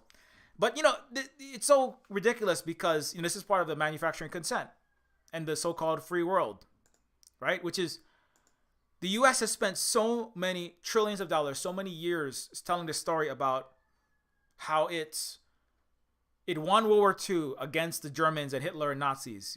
It fought against the Nazis. Again, say Private Ryan. You think of all the World War II games. The battlefields, all these big, massively online multiplayer games about fighting the Nazis as a American. The reality is, the U.S. armed and funded Hitler and the Nazis in that time, and they still arm and fund with Canada the Nazis in this time. And, what is the Neo, again, what is the Neo there for? The Neo is there to make it seem like the U.S. stopped it. It's against that. Nazis were over. They were gone. They weren't gone. The U.S. installed Nazis into NATO. The U.S. brought Nazis everywhere. The British officer who was overseeing African colonies in the mid-20th century, in the 1950s, brought intentionally, because there were the diaspora Ukrainians were very left in Canada, and they were causing too much socialism and too much actual goodness in a white country, settler colonial genocidal country called Canada. And because there were too many socialists, and actually Holly is actually related to some of these, the left Ukrainians, the British intelligence officer went and brought from Europe, I believe it was in Italy, they were Ukrainian Nazis that were captured, and they could have either been sent to Russia, where they would have been in the Gulag, or they were like, well, what do we want to do with these Ukrainian Nazis? And so the British officer decided, we need to dilute the Ukrainian diaspora's left socialist tendencies, and we're going to bring the far right Ukrainians into Canada specifically to stifle that movement. And that's why I like how Holly's actually some Holly's family, like the generations past, stayed away from this new influx. They didn't go to Ukrainian school. They didn't participate in a lot of Ukrainian culture activities and some of the like dances and language. And there's some wrestling associations, and there's other cultural activities. But they stayed far away because these Ukrainians that were brought specifically brought into Canada, Nazis brought into Canada to stop the spread of socialism and communism. You know how the U.S. bombed Vietnam to stop the spread of communism? And so, but you don't read about that, do you? You don't. No, you don't. And that's post World War II. That's why I thought that you defeated the Nazis and then they're all gone. No, they're not gone. They're not gone. It's just that the Russians and the Chinese, the communist countries, won. They're the ones that actually fought the Nazis, and then the U.S. perished. It's less than 10% of the fighting was Western Europe. It was only when Hitler was like, well, I want everything. I don't just want this. I want to be. It was an inter-feudal, it was an inter-Euro rivalry. And that again, those British and the French, and those things happen all the time. But most importantly, it was about exterminating communists. And that's why the majority of the fighting was done in Russia. It was Russian and Chinese versus Germans, Japanese. But the Nazis lost because the Soviet Union and the Russians kicked their ass, and the same thing on the other side with the Chinese.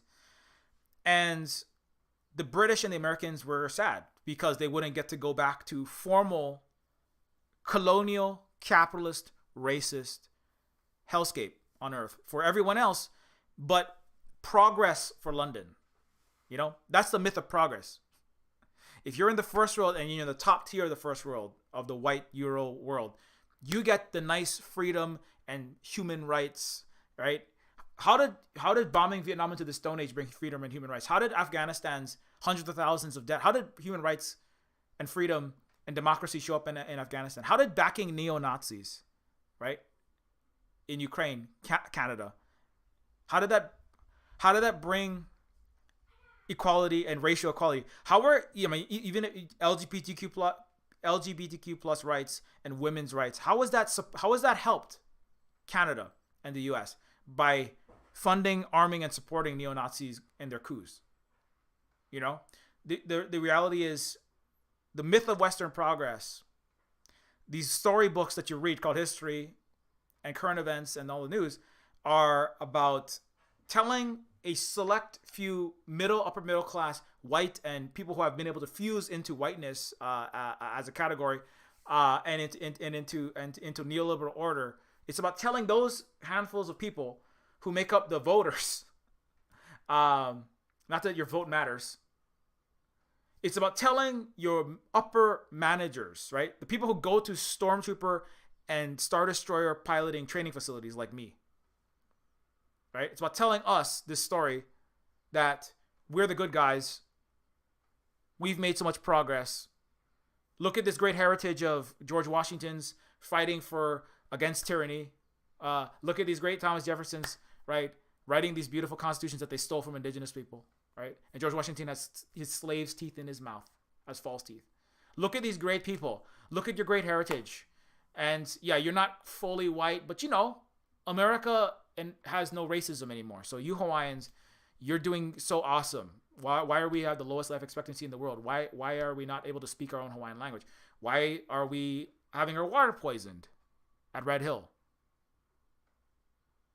So the reality is because there's never ever been any truth, you know. Because although, you know, anyway, so I'll take that off the screen.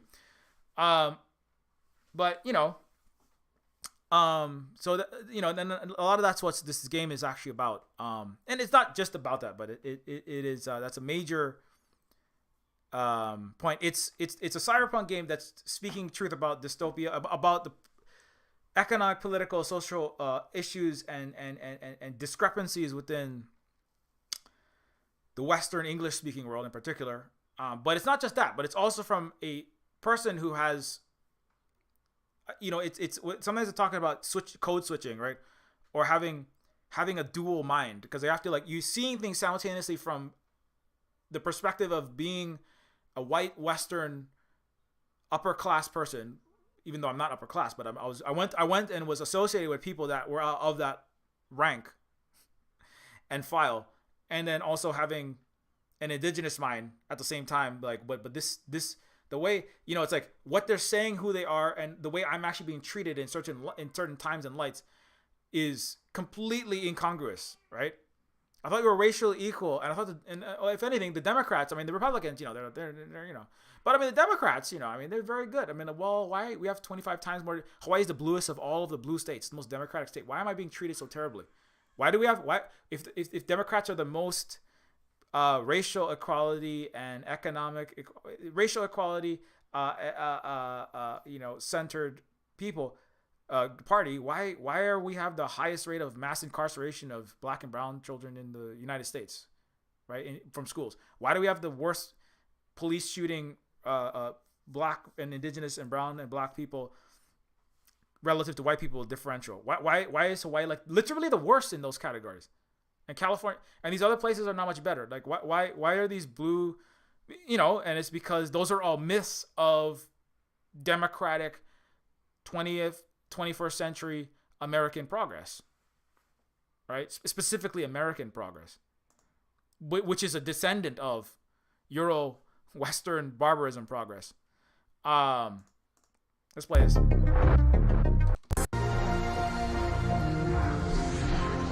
So anyway, this is the intro to Neofeud. I never managed to play it because I'm too busy going on tangents.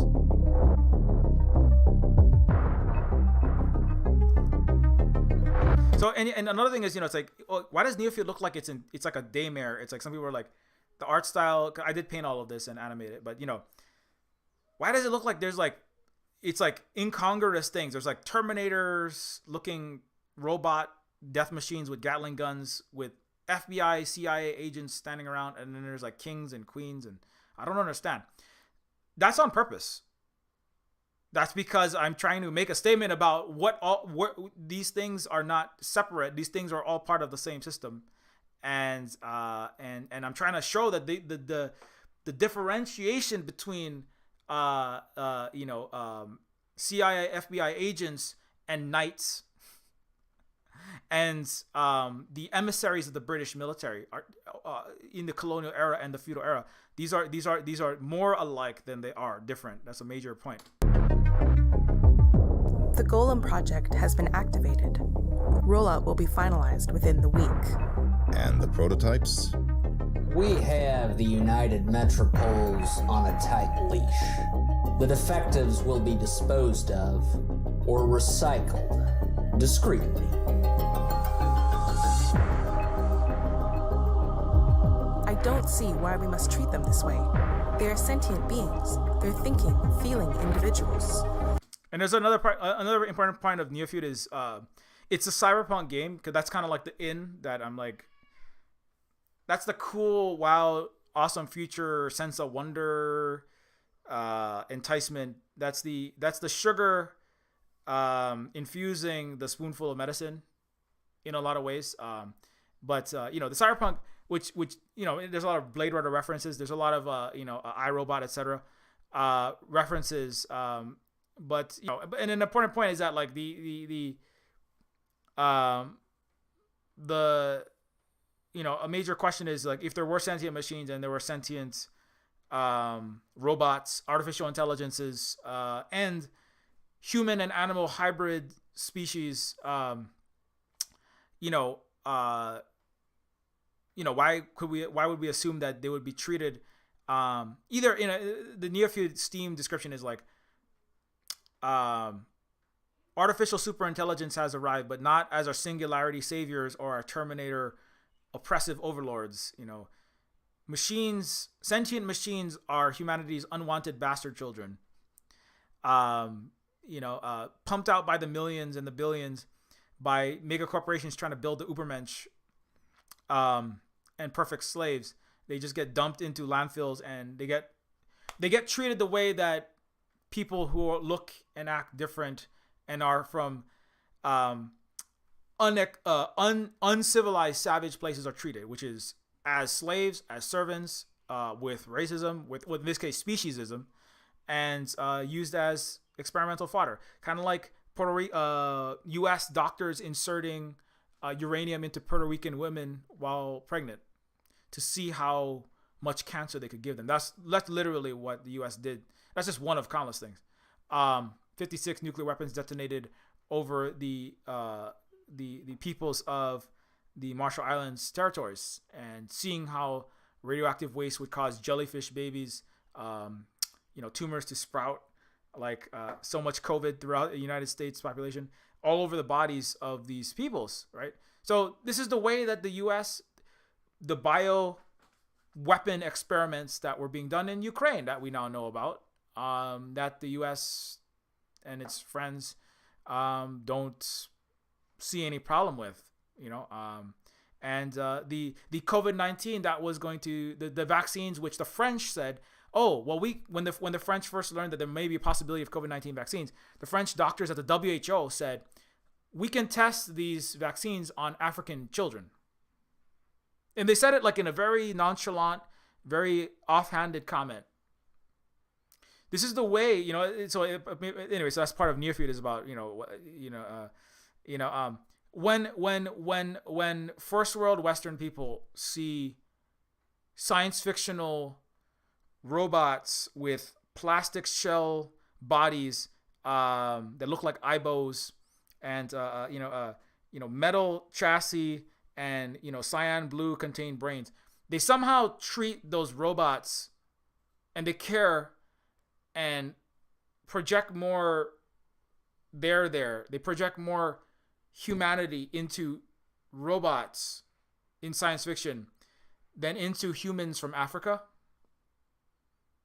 That's another thing in it's that's another thing that's always in the back of my mind when I'm making these games, is like to try to draw attention to that, like, well, because that, like, nobody would say like, oh, well, I mean, I feel like if you put certain things into a science fiction book in Europe, and you said they're going to do this thing to robots, it's like, oh my god, that's dystopian. How could anyone treat a sentient, thinking, feeling robot that way? Oh no, those iRobots. Well, sometimes it's not even that. But then if it's like, well, we're just going to use non-white children as hamsters. Oh, but that's fine. They're all still throwing, right? They're all savage anyway. Let's let all the brown and black kids get blown up in Ukraine, but the nice blonde and blue-eyed ones, they're gonna get on the first train out, right? A lot of people get really I see a lot of people suddenly get very, very frustrated when, it's almost like, like how America and Canada, they're often like, or US especially, like, this is not who we are. Your politicians say, this is not who we are. This is not who we are. Blue check marks, or just random people on social media. This is not who we are. This is not who, you see the kids in cages. This is not who we are. This is not who we are. And, and Europeans now see a lot of, this is not who we are. This is not who Europe is. We don't treat brown and black and Muslim people in Europe, in Germany, and in France. We don't treat them differently from anyone else. This is not who we are. This is not who we are. But it's like, well, do you not see who you are on this TV right now? Do you not see your own news media saying things like Iraq and Afghanistan and Syria and Yemen are different because those are savage? Do you not see that?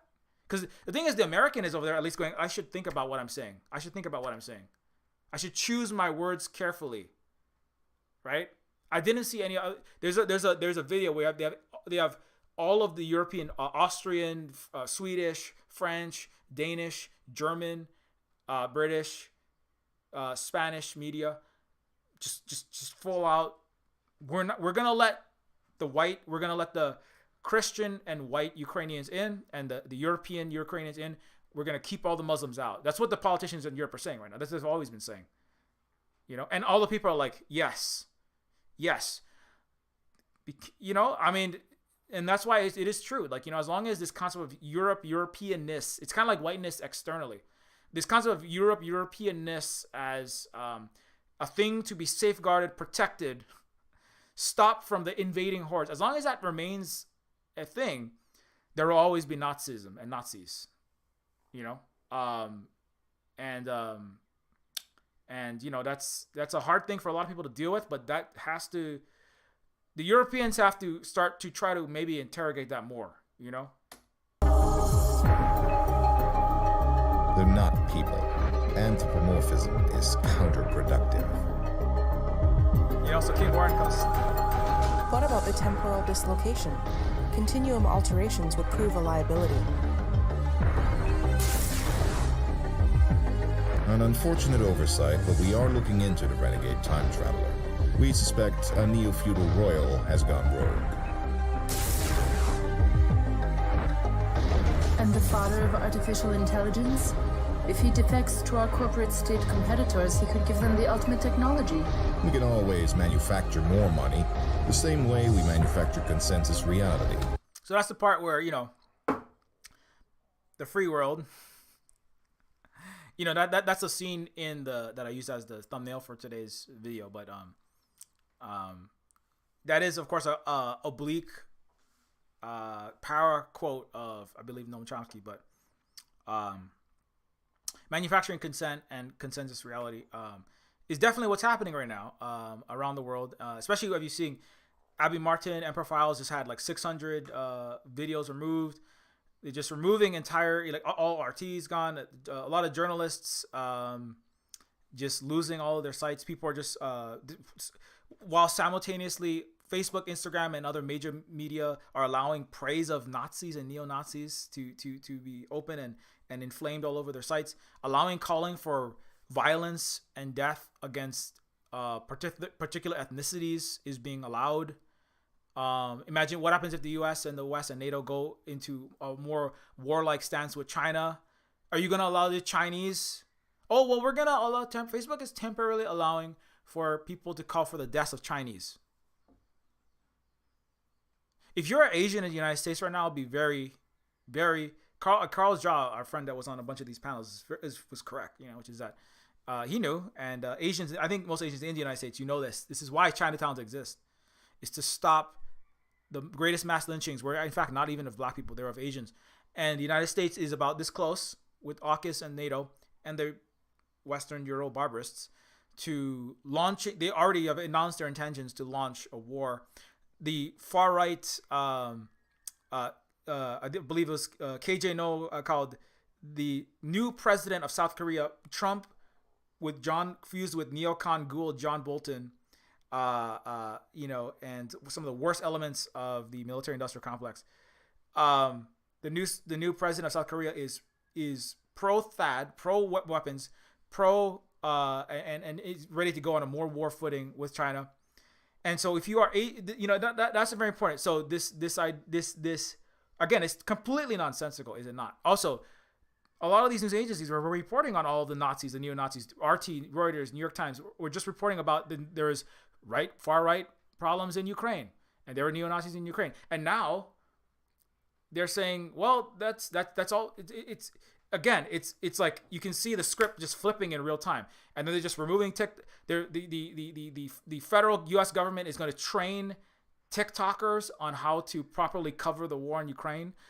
You're seeing the apparatus. I call it the Guardian of Forking Pass in Neofeud, which is about it's a literal science fictional, multi-dimensional, metaversal reality alterer that uses quantum superposition and fluctuations to rig the randomness of reality to basically manufacture any reality that you want.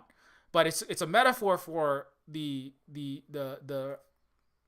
control over all information system, what the CIA called the Wurlitzer jukebox, where we tell newspapers and TVs what to write, how to write, what to say, and like a jukebox, we put a quarter in and they're playing our tune, right? And you're seeing that happen with the modern version of that. That's why I always, at the end of every stream, I say, while I have access to the Death Star satellites, you can follow me at SilverSpookGuy. Every vector of information dispersal, social media, streaming, YouTube, video, even in-game chats, which are all being controlled as well, and history, textbooks, schools, CRT banning, etc. History, the university system, don't kid yourself. They're not out of the influence box of the U.S. empire. All of this is part of the manufacturing of the consensus reality, which is whatever reality, the conditioning and information, the fire hose of disinformation that is used to manufacture wars. And I talk about this stuff all the time, but right now it's very kind of frightening because you're seeing it happening in real time. And that's why I have to title this thing with something very oblique. I title all my streams with something very oblique because I know, like Abby Martin just saw it, an actual journalist, Abby Martin, Empire Files, reported on the Hawaii water crisis. So many of the horrific wars and imperialist crushing around the world, which is the continuum of the colonial, capitalist, racist, savage, actual barbarous system of the British, the French, and the Spanish, and Western. I call it the Western barbaristic system. And Abby Martin's had 600 videos removed today. I think breaking the set, just wiped, it's gone. Thanos snapped off this reality. So that's part of the manufacturing of consensus. This King Warren Clinton Bush is like, he's like the richest. This character that is speaking is the richest, most individually richest and most powerful of all the individuals in the neo-feudal council, the neo-feudal royalty, which run the G7. He is the CEO king of the Clinton Bush multi-planetary conglomerate. He has lassoed $2 quadrillion worth of gold from an Ariat comet that he lassoed in the fringes of the Kuiper Belt to corner the global gold market. It's like if the U.S. can get its shit together, is basically what happens. If it can stop de-dollarization, the global SWIFT reserve currency, the breakdown of the petrodollar, and the international military full spectrum dominance of the United States and its unipolar world. If Neofeud is a dystopia where the unipolarity by some confluence of events, a lot of it is alluded to, which is it's nuclear war, and or nuclear war or sub-nuclear war, combined with economic and climatological catastrophe that pushes China, Russia, and the global South, burgeoning decolonized world, back into the Stone Ages, bombing, sanctioning, or just causing the destruction of the Belt and Road and the destruction of the alternate modes of development to break down. And that's why the U.S. and the West and the neo-feudal rulers in this hell, it's a very hellish world, Neofeud. You look at the intro, right? But it's a version of world. They're like, oh, we can't live on that radioactive, toxic slum down there. We're up in the air, above all of you. Where they are able to maintain the continued dominance and control of world information and world narratives.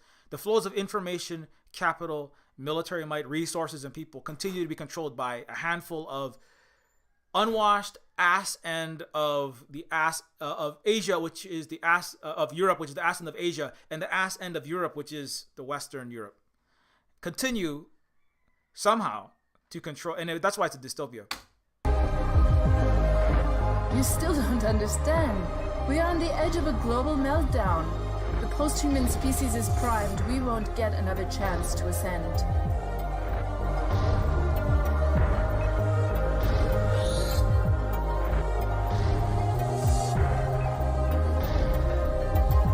Singularity happens but once. The kingdom of heaven opened for an instant to the chosen. Or perhaps we are Prometheus, moths to the flame. I modeled that palace on that. Palace is actually modeled on some real life palaces, but it's also, the point is it's a levitating Versailles, and there's literally 100 times more gold than all of the gold ever mined on the entire Earth combined. That's what this is supposed to be made of. To corner the counter to the collapse of the U.S. dollar is having more gold, because the gold is going to be the hard currency, the final resort as a new post Bretton Woods, post 1970s, getting off of the gold standard U.S. dollar run system, where the U.S. recycles the world's resources into itself by maintaining mandatory exchanges between countries in U.S. dollars, right? And so this is kind of like a visualization of the way the U.S. One way that the U.S. allows itself is somehow able to continue this, because it's not really clear how it is going to be able to continue as it sanctions Russia, and Russia, India, and China get together and are doing half of the planet is now doing exchange and trade, credit cards and financial transactions for oil, resources, agricultural products, etc., outside of the dollar, or outside of the U.S. controlled ultimate weapon, the financial weapon of mass destruction, that is having your dollars confiscated. They've actually done that. It's just anyway. So the good thing is the world of Neofeud is looking less likely, when the U.S. does things like that, because it's breaking its capacity to maintain its hegemony when it forces the rest of the global South out of its orbit, out of its methods of control. The bugs will be burnt indeed, the defective prototypes recycled. There are no errors in paradise.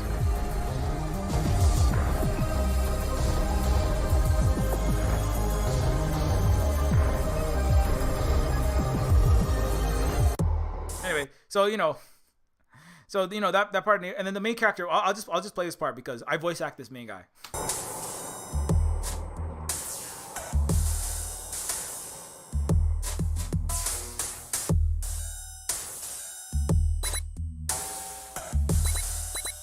You have reached your maximum nicotinoid consumption. You must wait 24 hours before. Goddamn social justice AI. So that's obviously a Fifth Element reference with his tiny little filter, and he gets in trouble for smoking by his AI. But anyway. What the hell is this traffic? Jesus, weren't we supposed to have the goddamn flying cars by now?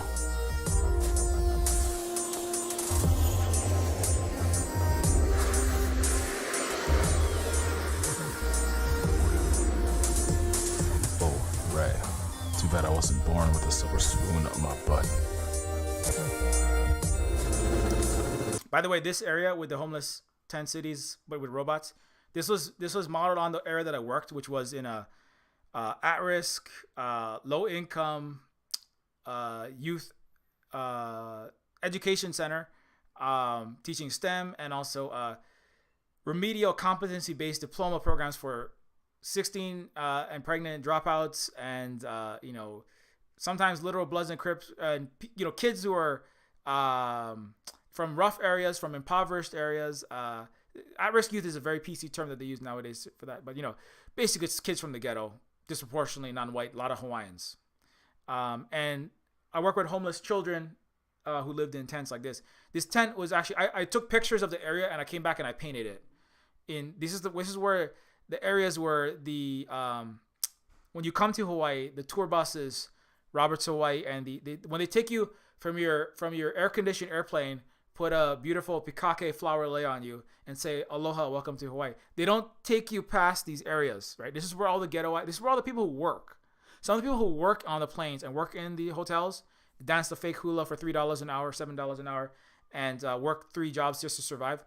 They sometimes live in these areas, but they don't take the tourists, right? Paying $2,000 a day for their fancy vacation, and having their fun and sun, Mai Tais on a white sand beach in beautiful blue water in tropical Hawaii. They don't take you past these areas, but this is where a lot of us live and work. So where I work was to try to give all children the ability of Hawaiians and all children of Hawaii the ability to live a happy, productive, healthy life with tax-deductible write-offs for nonprofit organizations that I work for. That's mostly the money didn't come to us. I was paid enough to drive a broken car and walk to work to do the poverty alleviation, right? So the main character in Neofeud is not a cool shadow runner bouncing off the walls with retractable 50 caliber arm guns and cheetah-like robot legs and cyborg eyeballs like Cyborg from Doom Patrol and DC. The main character, like me, was poor. His arm, he has a robot arm, but it's like falling apart and broken, and it has a malfunctioning letter opener, and he's being paid starvation wages because I was literally eating spoonfuls of Skippy peanut butter every day for a while because I was so poor, to being paid starvation wages to try to help other people to not go to prison or kids to not get themselves killed, and try to get them on a better path to better opportunities. But it's kind of like, I don't have, my opportunities are not very good myself, and so it's always a hard sell. And anyway, but that's a lot of what, and so this is actual Hawaii homeless tent city that I was modeling it on, though.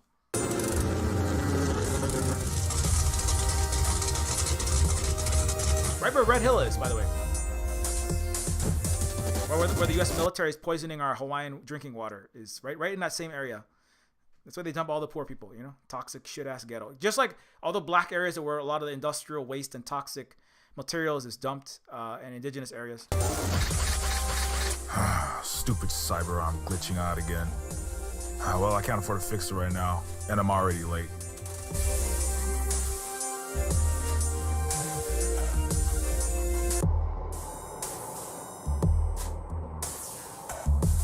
Shoot, did I bring my mileage receipts for reimbursement?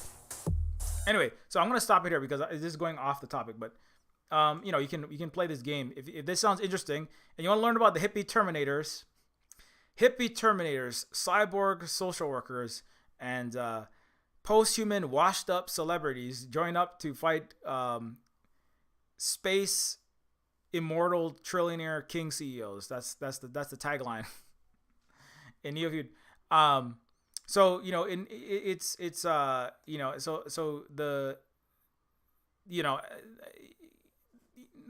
trying to get back to the manufacturing consent and manufacturing money. Well, the manufacturing money is the central bank and system of the U.S., the ECB, and the Japanese central bank printing out multi-tens of trillions of dollars in the last several decades to prop up if neocolonialism has a meaning, it's trying to hide the overt, like if we talk about, like I talked about, like feudalism versus neo-feudalism, where feudalism, right, is mask, sometimes mask off, mask on is a phrase that's often used, but overt, unairbrushed, unmasked, overt unjust hierarchy and abuse and exploitation and killing and genocide, etc., for the benefit of a tiny minority of people. And then you have feudalism, and then neo-feudalism is the internal attempting to mask with, instead of having a throne with a king or a queen on it ruling over you, right, taking vast disproportionate amounts of your labor value, right? I mean, if you're a serf, it's the same. I mean, it's like half a dozen, 1/6 of the other. If you're a serf, you're taking a third of your labor value and you're giving it to the Lord as the worker, and then you get to keep just enough to keep yourself alive, and you come back the next day and you do it again, right? To use the democracy at works explanation. And in capitalism, you're taking, right? You're taking a good, third or maybe half or, different amounts of your labor value, and it goes to your boss as the profit, and you get to keep just enough to keep you alive and come back the next day, right? But the difference in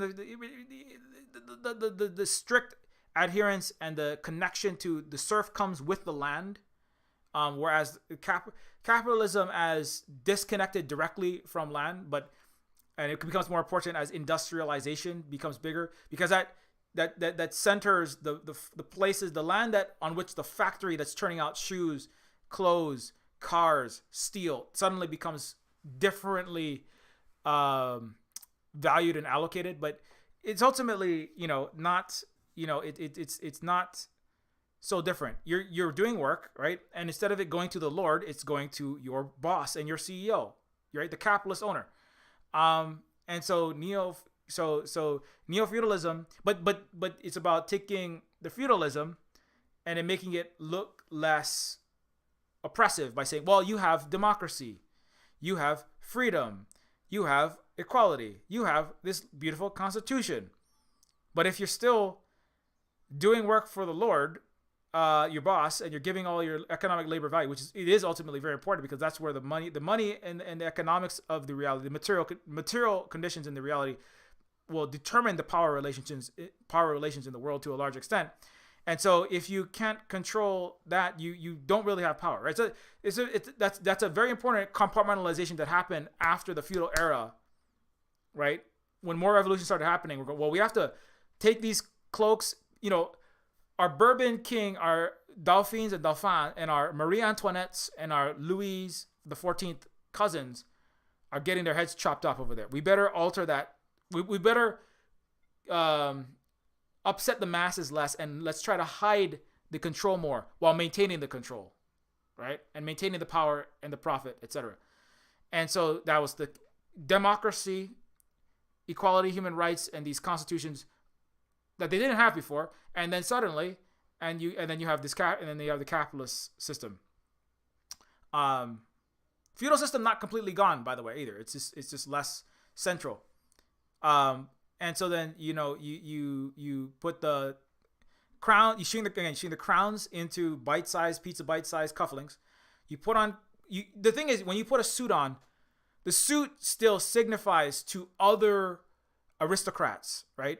The executives, the stockbrokers in Wall Street, the upper crust, right? When you go to the gala ball or the Sotheby's auction for some bullshit Banksy fake progressive art that's sold for $2 million that gets paper shredded, and the shreddings of the Banksy art now worth $3 million because how artistic, much expensive, and then or a banana taped to the side of a wall, or an NFT. But when you go to the Sotheby's exclusive ultra rich people's auction, right? When you go to Batman, because we just watched some Batman. When Batman goes to his opening day telescope reveal, or his cutting the ribbon for a new mega project facility that he's just created. When Batman is at his white glove, you have to have a $2,000 suit just to show up. Charity ball. Other people looking at your suit know whether you are they can tell your rank based on the quality and where you got your suit tailored. There's actually a quote in, I think it was in Die Hard, right? where the German terrorist or the German bad guy, right?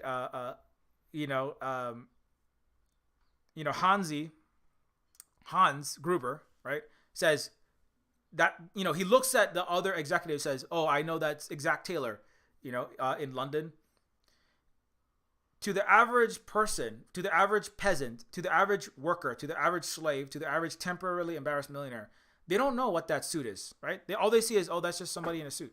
But it signifies, so because if the people with the suits were wearing golden capes, all the average people might want to come cut their head off again, right? And they'll be upset, like, this isn't fair. And then they'll be like, why am I working so hard for such an unfair system, right? And so, but the suit, it's about tailored storytelling to each individual. So the suit to the average person, it's just somebody, they worked hard for their money, right? That's Bill Gates. He was smart, efficient, organized. He got up at 4 a.m, had his, dirt infused,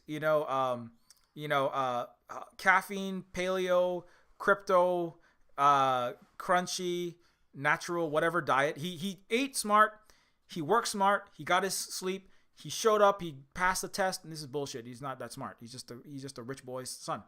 But it's about telling the story that he worked so hard, and Elon worked so hard, right? He's worth how much he's worth because he's so smart, just like Iron Man, right? And so they wear suits because if they just wore golden capes and shit, people would be like, what the fuck is this guy? Why is he so important? Americans would be a lot more upset, and it would break the narrative of everyone has an equal opportunity. Absolutely not. The number one determining factor by Harvard economists on whether where your political, economic, and social standing in life will reach, like, will you enter the Hamptons, or will you remain a gas station pumping attendee, a lowly tech worker churning out, claptrap for Coca-Cola and trying to sell Cheetos on Twitter for $2 an hour for the rest of your life, working shit jobs for shit pay in a shithole? Or will you ascend to the middle class, upper class? The number one determining factor is not how hard you work. It's not your educational degree. It's not your pedigree. It's not how your stick-to-itiveness. It's not your communication skills. It's none of that. It's not how good grades. It's not your 1600 on your SATs. It's not your English and your math and your science and technology and your engineering proficiency. It's who your parents were. That's literally the Harvard economists. They actually teach that in one of the. He's probably fired now, but they used to teach that in the United States in particular. It's actually more socially and economically immobile. You're actually less free. It's actually more feudal than some parts of feudal Europe, in the sense that your familial heritage, who your family were, and their economic and political power determined yours. It's only gotten worse also recently, by the way. That was like 5 to 10 years ago. Now it's even worse. It's more neo-feudal. So, so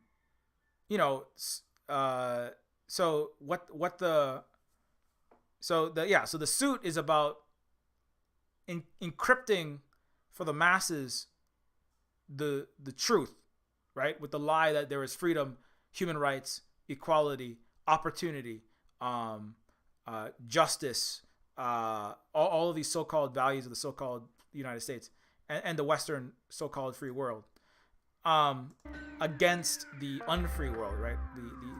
I'm gonna get my picture up here. This against the unfree communist authoritarian dictatorships with no elections, no freedom of the press, and all these things, and so much of this is just lies that have to be constantly told to those people, to the inside, to the people inside, so that they don't ask for why are we having 45 times more malnutrition deaths than Vietnam? Why are we have shorter lifespans than Cuba? Why are there 1,000 times more per capita homeless people in the United States? Why are we more underhoused than North Koreans, right? So you have to never ask those questions, right? And so there can only ever be there has to be perpetual manufacturing of consensus reality and manufacturing of consent and indoctrination. Because if people ever actually learned what the rest of the world, right, the actual free world outside of the West was like, right? I just saw today somebody saying Russia is constantly killing and jailing everyone for their opinions, and the U.S. we're so great, it's so excellent that we can have free speech and free journalism in the U.S. Well, I mean, why are you removing all of these journalists? Why do you have Assange's and Manning's and Daniel Hale's in prison for saying basic truths, right? The miracle is not that the West. I mean, the amazing thing is not really that the West is doing those things. I mean, it's obvious if you look at its history, and the Western barbarists are still doing stuff like imprisoning Daniel Hale for just reporting on 90% drones killing innocent people of the U.S. military, right?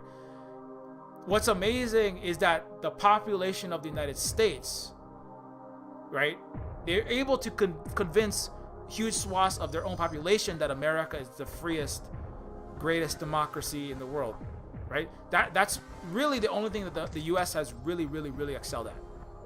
They don't really excel at war. They actually lose more wars, nowadays than they fight. They're actually not that good at it. They're not really good at making the weapons. The weapons are all crap, and the F-35s are crashing off the side of USS USS Gerald Fords into the South China Sea. They're actually making weapons, selling weapons, and they're lying about the wars that they're not winning, and they're lying about the weapons that they're selling that are all crap. The U.S. military is killing its own troops, children, by spilling oil into Pearl Harbor and into our drinking water in Hawaii, poisoning their own colonels, little infants. So they're actually really bad at war. U.S. is really bad at war. It's really bad at maintaining its hegemony. It's wrecking its own self. The only reason why the U.S. got on top is because all of Europe blew itself up in World War II. And the U.S. was the only the biggest, most powerful Euro barbarist clown left standing. If it wasn't for that, it would probably be socialist. We would be on a much better path at this point. But the reality is that's not what happened. And the U.S. is not the only thing they've really been good at is lying to their own people and manufacturing consent for needless war that impoverishes the average American, that impoverishes the average every person actually, and that actually gets their children killed and PTSD in huge numbers, that increases the suicide rates of their own people by factor of 4, because that's what happens when you go to fight one of these wars of aggression and these genocidal, monstrous, meat grinders and environment destroyers. And that's the only thing they've really been good at, is manufacturing consensus reality. The U.S. it was the New York Times. It is the New York Times. Just like London is the London Times, and the U.S. and Britain are the newspaper, the CNN, they are the radio, they are the CIA written disinformation. That's all they are. If the average American people were to figure out how screwed they have been by a handful of liars, right?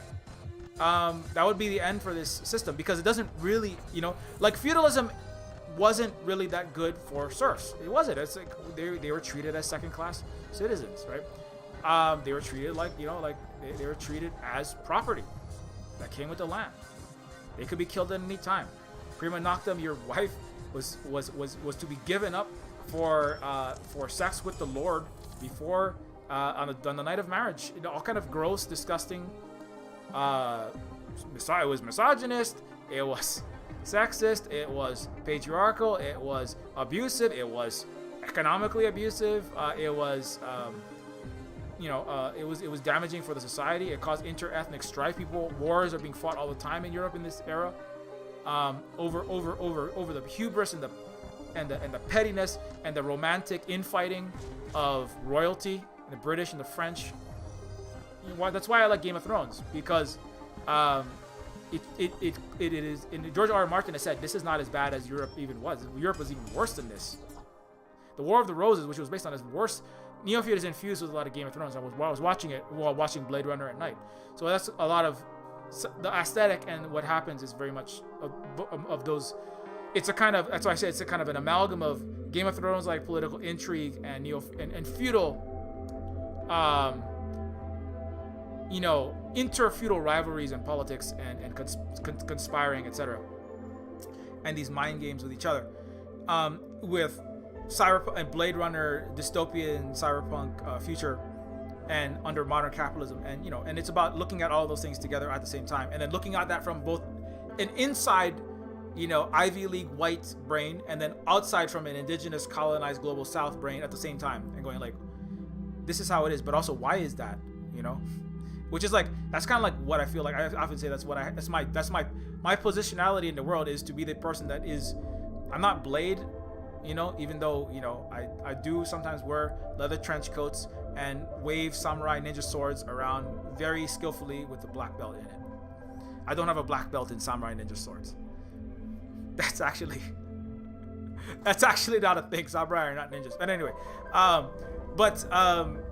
am somebody who understands both of these things, because that's who I am, and that's just who I am. So it's not another way to say it in Star Warsian terminology is I'm half stormtrooper. I'm half stormtrooper and half indigenous Tatooinean, Tuscan sand people. So, which is kind of what Boba Fett is if you think about it. But anyway, we're not talking about Star Wars. So, I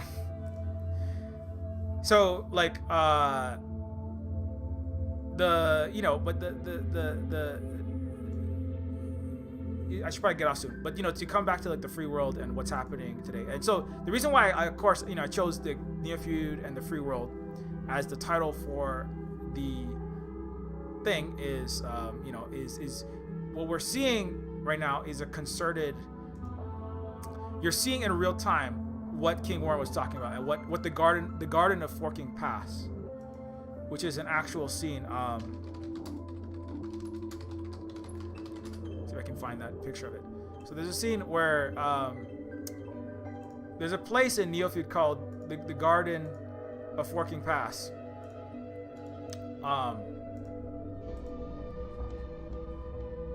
it gonna play? Oh. Yeah, here. I don't know if you can see this. The Garden of Forking Paths is, in the game, it's a science fictional device that, like I said, I mean, I don't want to give everything away, but it's a device. It's a reference to a story by Jorge Luis Borges, who wrote the story of the man who is walking through the garden. I believe I think it's in China somewhere, if I'm not mistaken. But he's walking through the garden, and in the garden are paths, and each path forks into different paths. And there are in this garden, there's like an infinite number of these paths, and depending on which path he takes down, depending on which path he takes, he can arrive in basically every possible future that he could have. In one, he becomes rich and powerful and a king. In one, he becomes a sick old man. In another, he lives a normal, average life, and marries a seamstress and has children. In another, he fights a great valorous war. Each one is a different path, and he, and it's a story about, it's like an infinite multiverse of realities. But and in Neofeud, it deals directly with the multiverse and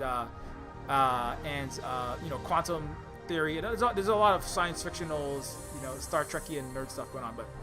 But an important idea is that the Garden of Forking Paths is a tool.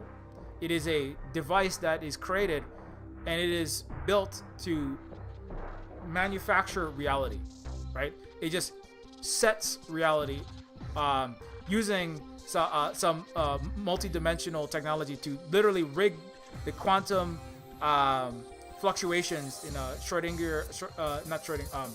in a Einstein uncertainty sort of way.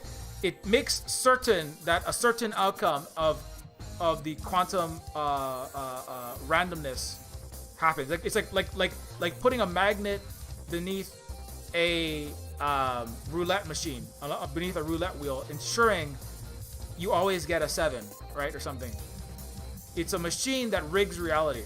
And so the Garden of Forking Paths, but I always kind of thought of the Garden of Forking Paths. In the game, it's a science fictional, trope. But the owner and operator of the Garden of Forking Paths are the Neo-feudal royalty, right? Who represent the richest, most powerful people under the capitalist Western oligarchic hegemony, who run the New York Times, who are the CIA, who run all history textbooks, formal and informal education, K to 12, college and post-grad education, news media, the New York Times bestseller list, the intelligentsia, everything, academia, and they decide with economic holding or withholding, with a combination of manufacturing of money, which they use to to create what one of my indigenous academic friends called the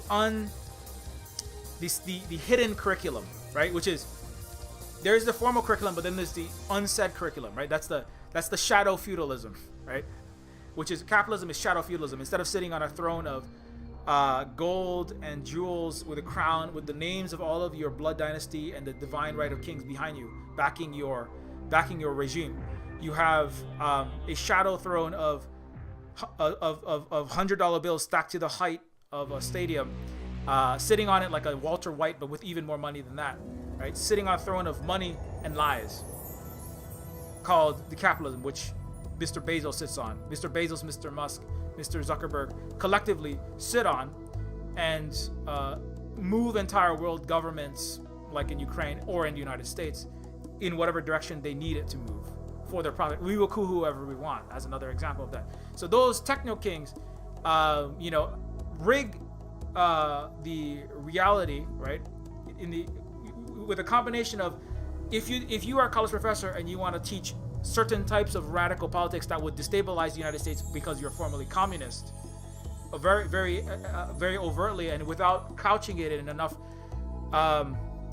in a deep enough text, and if you're too outspoken, you might even write about some of that, but it has to be deep buried in the footnotes where no one's ever going to look at it in mass. If you start really pushing for actual decolonization and global communism, supporting global socialist countries like China too overtly, well, the shadow curriculum is going to remove your funding, your tuition, your power, etc. And that's how they can, as Noam Chomsky would say, that's the liberal and academic elite are they are where movements and actual change goes to die, right? And so that's part of the garden as well as the news, and you're just in real time watching, Twitter and Facebook just wipe off entire articles, anything that gets a little too left and too against the war just gets deleted. Anything anti-NATO just getting taken down. RT, Empire Files, Abby Marchand, actual journalists just getting their videos removed from this platform, Twitter, etc. Nazis getting pushed to the front, while people who just say racism exists in the U.S. get their Facebook and Twitter posts deleted for anti-white racism. So you're seeing it in real time, and that's why I always say it's the Death Star satellites at the end of every stream. And so that's the manufacturing of consent in the so-called free world. It's one of the great paradoxes, right? How can so many people in the West believe they live in the free world, despite it in practice being actually so unfree, right? The idea that there is one of the major mind tricks is the belief, and in fact, actually, it's very important. This coming back to these artificial compartmentalizations of reality, right? That you can have this democracy, right, where you have the will of the people, by the people, for the people, governing a country under a representative Western bourgeois, Western style democracy, voting in elections every 4 years, right? While having politics broken off from economics, business, and personal life, right? And you can have people voting every 4 years for your you can choose Democrat or Republican, right? You have choices, right? And people believing they have that freedom, that they are free. They have the freedom to say whatever they want, whenever they want, and not wear a mask. And that's the freedom, right? My freedom of my choice to not get a shot and get a million people killed by COVID-19. People believing these things, and you have your democracy here, and then you can have a capitalist system there, and you have your politics and your economics separated, and you can believe that these things won't impact each other, or you don't see the interconnectedness between economics and politics, and how they're not separable, right? because, you know, and that's a major point of Neofeud, any sufficiently advanced economic entity, corporation, is indistinguishable from government. And in fact, they control governments if they become too powerful. This is why Russia, you know, even Russia is not as, you know, they're not socialist, but in government, but, you know, there are aspects of it that have tried to limit the total control so that they will become at the level of the U.S. The U.S. is imperialist, and that's a very important different point. Actually, that's too long to get onto, but the level of control of the business economics, they have very rich people in Russia. Of course, they have billionaires. It's not like they don't have serious problems and social and economic inequality problems, let's say, right? But the power that American billionaires have, they have the most powerful and the richest in the world that operate entire world militaries, and they are imperialistic in that they use the might and control of an entire superpower to dominate, crush for profit and exploitation other entire countries like Africa, Asia, and Latin America. Elon is, again, he's just one example of it. We'll whoever we want. Or, you know, just the bombing and destruction of Libya, the privatization of all of the agriculture and natural resources in Iraq. Take your pick, right? That exceeds what is even possible in Russia. That's why it's and in China doesn't participate in these things, right? And also, you know, and so and China also understands that you cannot separate out the economics and the politics. That's why the government, which is run under a communist party, makes concerted efforts, not always perfectly, and they make mistakes, but to limit the economic power. For example, they have beheaded 15 billionaires literally. They routinely have arrested and taken down hundreds of corporations and executives at the highest levels. They have cadres of political cadres from the government inserted and directly following and watching everything that the Baidu and the TikToks and the Evergrandes and the Ant Capital, all the biggest tech, all the companies have political organs inside of them to monitor and to ensure, and they actually get regulated to ensure that the economic power that is growing inside of these businesses is not allowed to surpass and to control and to manipulate the government by becoming too powerful in a way that it actually harms the people, right? And so, but that's a level of understanding, that's a level of advanced economic, political, and civilizational and technological understanding that the Chinese have, and that other global South and non-Western capitalist so-called democracies, so-called free world countries have, that is beyond anything that the West has ever been able to produce, you know. And the fact that but you know, that's very important, because if Americans started to see the interconnectedness of the business and politics, and like, why isn't everything so closely regulated, you know? Why am I constantly being asked to fight for small government, starve the beast, right? All this stuff. You know, there's a very good reason. Government out of business. No business. Government in your business becomes inefficient.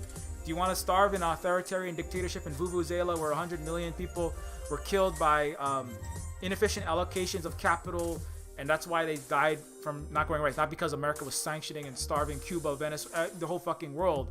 Doesn't come under its command into starvation. Anyway, so, but that's a very important way. It's the separation of economics and government, which is not in the way that the West wants it to be, and not in the way that certainly neoliberal and liberals, which dominate the West, want you to think. And this concept of freedom, right? The free world,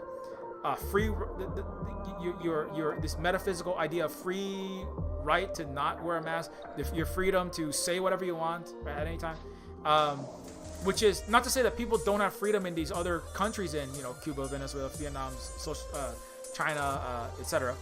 But they, you know, they balance the freedom to express yourself and your opinion with the freedom of peoples to not experience racial and ethnic persecution, and it's, you know, and their existence being literally threatened, right? Those things have to be balanced. Those things are balanced, but the U.S. and the West creates a fictional, incorrect, and very damaging version of the balance, right? And or just says, no, these are absolute rights. You have to have the absolute freedom to have free markets, free speech, wherever we want. Which, what that really does, if you have it in the absolute, gives power to the most, the dominant racial and economic powers. If you give if you operate in that way, which is what happens, you have oligarchies, you have neo-feudalism, and you have neo-Nazism. You have feudalism and Nazism, and neo-feudalism and neo-Nazism. When you give those absolute freedoms with no controls on them, and so that's anyway. So that's a lot of how we get into that, and that's a lot. Those are very important points that I try to make in Neofeud in different parts. I'm not sure if I'm always making them the best way. I try to do better in Neofeud 2. And Neofeud 1 doesn't really focus on outside of the Western world. Doesn't focus outside of the Euro and the Euro settler colonial world. But Neofeud 2 tries to focus more, tries to go outside of that. But to an extent, I cannot really get that. I mean, I try my best to educate myself about the indigenous. Again, Hawaiian language was banned when I was born. Hawaiian culture was banned, really, ultimately. Hawaiian culture still doesn't really exist. They've wiped out. I mean, it doesn't really exist in the fullness in the way that it did a century and a half ago, because they've wiped it out and they've altered what it was in a very terrible way in a lot of senses, and they've made it they've contorted it into a easily consumable Waikiki-ified Vegas stripper showgirl version of what Hawaiian culture is. That's what sadly too many Hawaiians think that's what it is, but it's not. Hawaiian culture was being actually socialist. Hawaiian culture was racial and economic equality. Hawaiian culture was having the highest literacy rate in the world. Hawaiian culture was in not living in huts and being backwards and primitive, back to the land. This and the land is important, but Hawaiians also invented submarines before Jules Verne completed 20,000 Leagues Under the Sea. That was Hawaiian culture. That's all erased.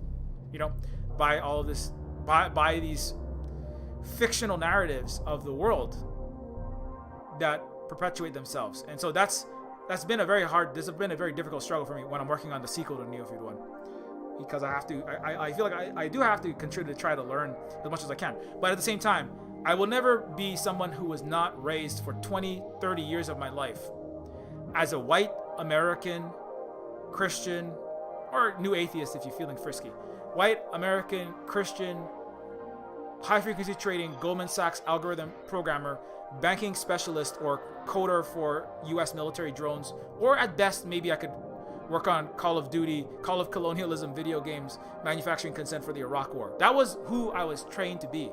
Those were the communities that I was around, of whatever color, because they put the Americanness and the whiteness in you, no matter what color you are. That's why you can have a Kamala Harris running the vice president and locking up all of her relatives and doing the bidding of white supremacy and capitalism, and colonizing her own relatives in India and Africa for the empire, right? So that's all in me, whatever happens. So but my job is to try to use this internally forced kill the Indian, save the man barbarism to undo as much of these systems as possible by trying to at least discuss it, and also of course doing direct activism, not just making video games about it, but also talking about Red Hill and doing these international panels and talking about our victories on Mauna Kea, and also of course at Red Hill, because the United States, the positive thing, I forgot to bring up the positive thing. The positive thing is the US has decided, the US military hasn't decided, the US military has been forced by online, offline, and a whole variety of of indigenous land defender and water protector and journalists, activists,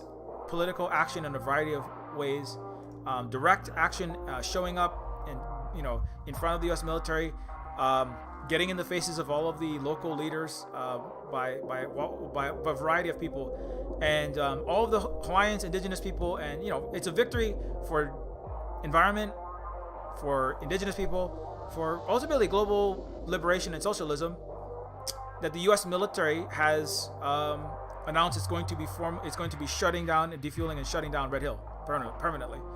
Now, of course, it's announced that. That doesn't mean it's going to be happening. That doesn't mean it's here. It's said that, but of course, like I said, it lies all the time. However, it is going to make it a lot harder for them to get away with this. I'm trying to find that post. Yeah, closure of Red Hill is a victory for Hawaiians, indigenous people, all people. It's against the world's largest empire and its military-industrial complex at its most vital base, Indo-Pac. The important thing, though, is it says that imperialists are not invincible, and this shows the past for other struggles. So, this is a major victory against this real horror. As I said in this post, since I'm running through this thing right now, the reason why I made a game called Decolonators, is another game post Neofeud, is because the victims of this neo-feudal system, this international capitalist colonial system that is not, it is feudalism, it is colonialism, it is capitalism, it is racism, it is slavery, it is barbarism in different amounts continued. I call it the unhealed descendants of the star-spangled, the unhealed descendants of the Roman Aquilan trauma, but now they have star-spangled eagles, right? It's a continuation of that. It's not really that different. And the biggest victims of this system are not really Hawaiians, ultimately. As terrible as all of that has been, and as bad as the suffering and watching all these kids suffer more than me as a social worker and a STEM teacher for them, the biggest suffering is in places like Vietnam, in outside of the imperial metropole, where whiteness and Western and English, French and Spanish middle classes and even lower classes they fear to tread.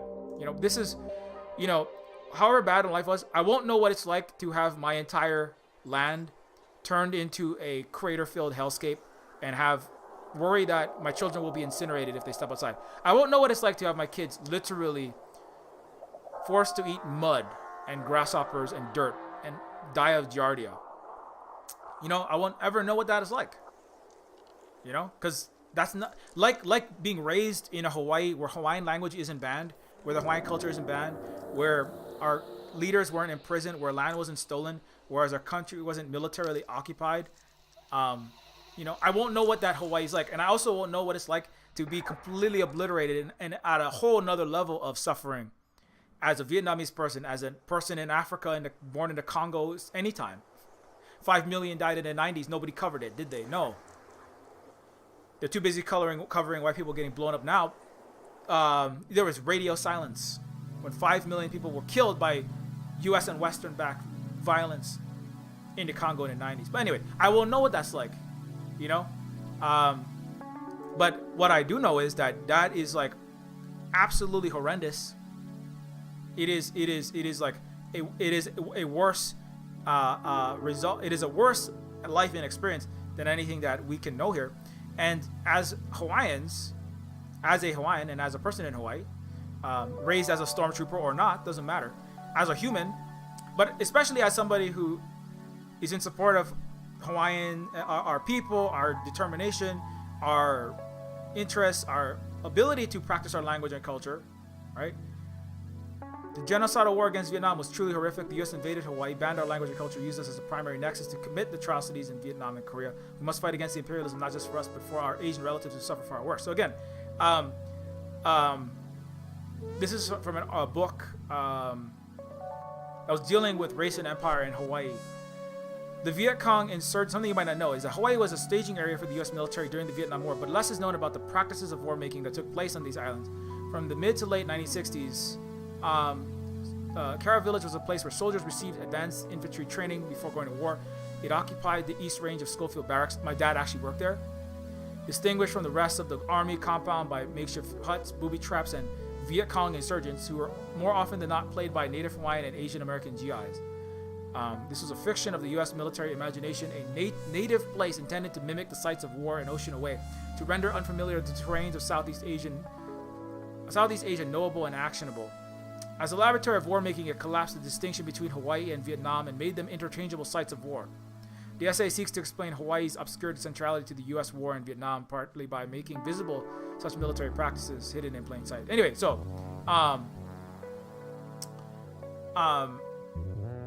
you know, and it's like, in part, it's like our language and our culture and history were obliterated, right? And we were indoctrinated into the American way, and that is an abusive, completely genocidal, completely atrocious thing that the U.S. did to us under their colonization of Hawaii, and installation of their the command of world empire here. It doesn't forgive the participation of Hawaiians and Asians in the Vietnam War, and the Hawaiians and Asians, and I'm Hawaiian and Asian, by the way,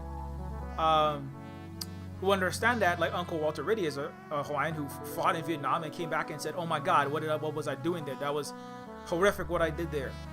We were killing innocent people, committing genocide to prevent the spread of actually good and actually positive economic systems like socialism and communism specifically, but Vietnam later achieved socialism, under a communist party. But you know, Uncle Walter said, I was on the wrong side, and that's the appropriate mentality to be in. Is I was raised to believe wrong things, you know, and that was horrible. But you can also, while being raised to be a worshiper of the U.S. military, believe America is the greatest country in the world and it never makes any mistakes. And then you can then go, well, I'm just going to work for the U.S. I'm going to just do the bidding of the empire, you know. And to my mind, that, like, and I understand people have to survive under a very difficult reality, but that to me, it just we have to do absolutely our best that we can manage, or we are doing a disservice to our parents, our ancestors, and not just our ancestors. We're also participating. We are participating in continued military invasions like the USS Boston that invaded Hawaii. We are continuing in continued genocide like the US did to Hawaii. And we are continuing in even worse forms of that because we were not even mass murdered and mass killed by the million, the way that the Vietnamese, the Koreans, the Afghan peoples, the Iraqis, all of which were staged from Hawaii. And so we have a kuleana, we have a responsibility to address this. And anyway, so that's just something else that I as part of, you know, yeah, Neofeud is bad, and, you know, but there is a way in which you can go, well, capitalism's bad, you know, the president sucks, I don't like Trump, I don't like Biden, I don't like my boss, I don't like this, and then but there can be a complacency with that. That's what capitalist realism wants, is to be like, oh well, the world and the world, the colonizers, the economic system, these feudal monarchs, the kings, the Queen of England and the techno king of America, together have done this to me, and it's nothing, you know.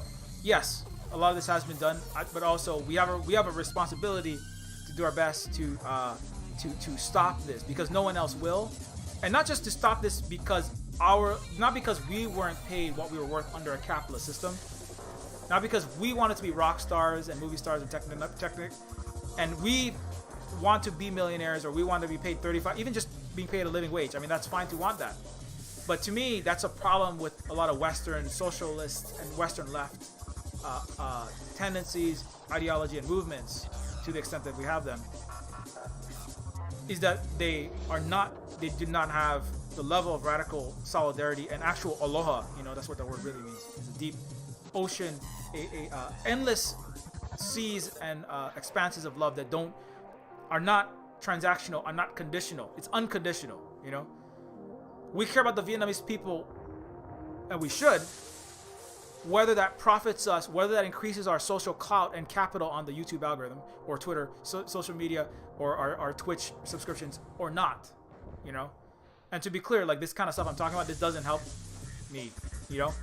doesn't help us. But it's like, but we have to do that. We also have to survive, and we have to pay bills and shit. That's why we really are grateful for all the Patreon support that we can get, and everybody who's helped us out by buying the video games like Neofeud, and by direct donations to the Screamers link. And if you feel like this education and this truth that I give you is worth something to you, please consider supporting us in any of these ways and becoming a Patreon member. Is it worth $5 a month? Because if we don't keep getting it, there's not going to be any more education and streams, because we also have to exist in this world where electricity, houses, transportation, and food and everything else costs money.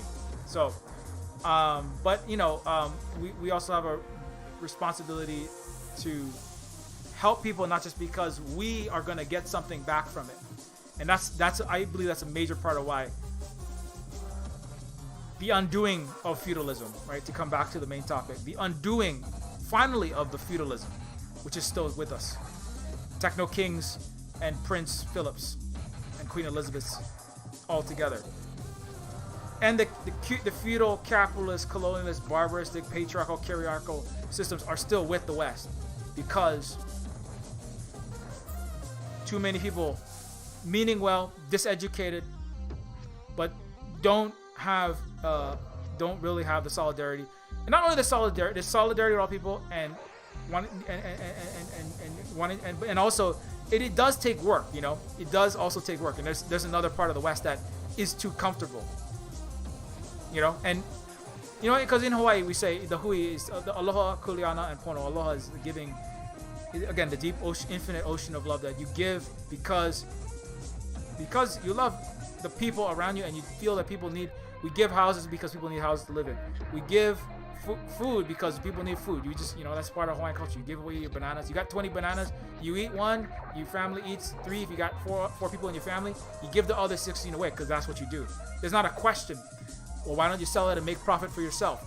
That's not in the thinking, right, of Hawaiian. That has made it difficult for Hawaiians to survive a capitalist world, because it doesn't work out too well if you just give to people who take, and then use the accumulation of wealth to enslave you and crush you. So you have to get smart. That's a lesson of the Cuban, the Vietnamese, and the Chinese. The Chinese were too trusting of the British, and the Chinese said, Queen of England, we are certain that the perpetuation of millions of pounds of opium that is causing degradation of our people and are toxifying our bodies and crushing causing destitution and destruction. We know that the Queen of England will respect international, just commerce and not allow such things to happen. And that was the mistake of the Chinese, to believe that the British were capable of ethical behavior at the highest level. And they came back with gunboats and slaughtered tens of thousands of Chinese and shoved heroin and opium into their bodies and pushed the Chinese into the Stone Age. And then back into one of the poorest nations in the world, and the British blamed the Chinese for it. So we have to also be ready to defend ourselves, and we also have to be able to do all the work that we need to do, because capitalism is not gonna, your bills is not gonna pay themselves. And if you have the ability, you do have to give what you can give. You have to do your kuleana, your responsibility. You get what you need. Like I said, aloha, you get what you needed. You get what you, because you need it.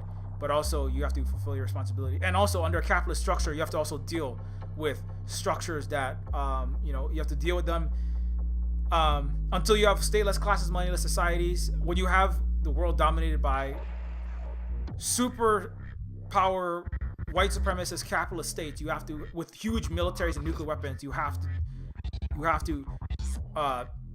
know how to operate in that world, do the business you have to do, control keep your community safe, and keep and empower others at the same time, and you have to do even more work. That's the kind of paradox. Is actually building socialism can take more work to build it, right, than even in the capitalist world. Because they're not going to give you an inch. They're not going to give you free time off. They're going to make it as hard as possible to build that socialism. So you got to actually work harder, right? You have to actually work harder. When you operate a cooperative, you might actually have to end up working harder sometimes, because you're not going to get no free loans. You're not going to get published. I didn't get Neofeud published by some fancy big publisher, because I'm making an anti-capitalist, anti-imperialist, anti-racist game that calls out the richest and most powerful people on the planet Earth. Two separate publishers told me, Silver Spook, you're not going to get Neofeud published by us because you're calling out too many direct, very powerful people, institutions, ideologies, and systems, and we're not going to publish your game. They just said that. It's very entertaining. It's very witty. The writing, it's a very cool indie game. I could see it, but you're saying too many of the things that the Western capitalist military-industrial complex run world does not allow to be said. Kind of like Abby Martin getting 600 videos removed from YouTube. That's not acceptable. I don't care how true it is. It's not, like George R. Martin said, cutting out someone else's tongue doesn't prove that they were wrong. It just says how scared you were about what they had to say. That's what the West is doing right now. When it's removing all kind of journalists from Twitter, when it's altering its algorithms, when it's just wiping stuff off the internet, using the actual Garden of Forking Pass, right? By making sure everyone stays in TikTok, Twitter, Facebook, Instagram, every platform. This one, mainstream, the CNN, MSNBC, New York Times, Reuters, all these articles and all these sites, mainstream media and social media, all of it together.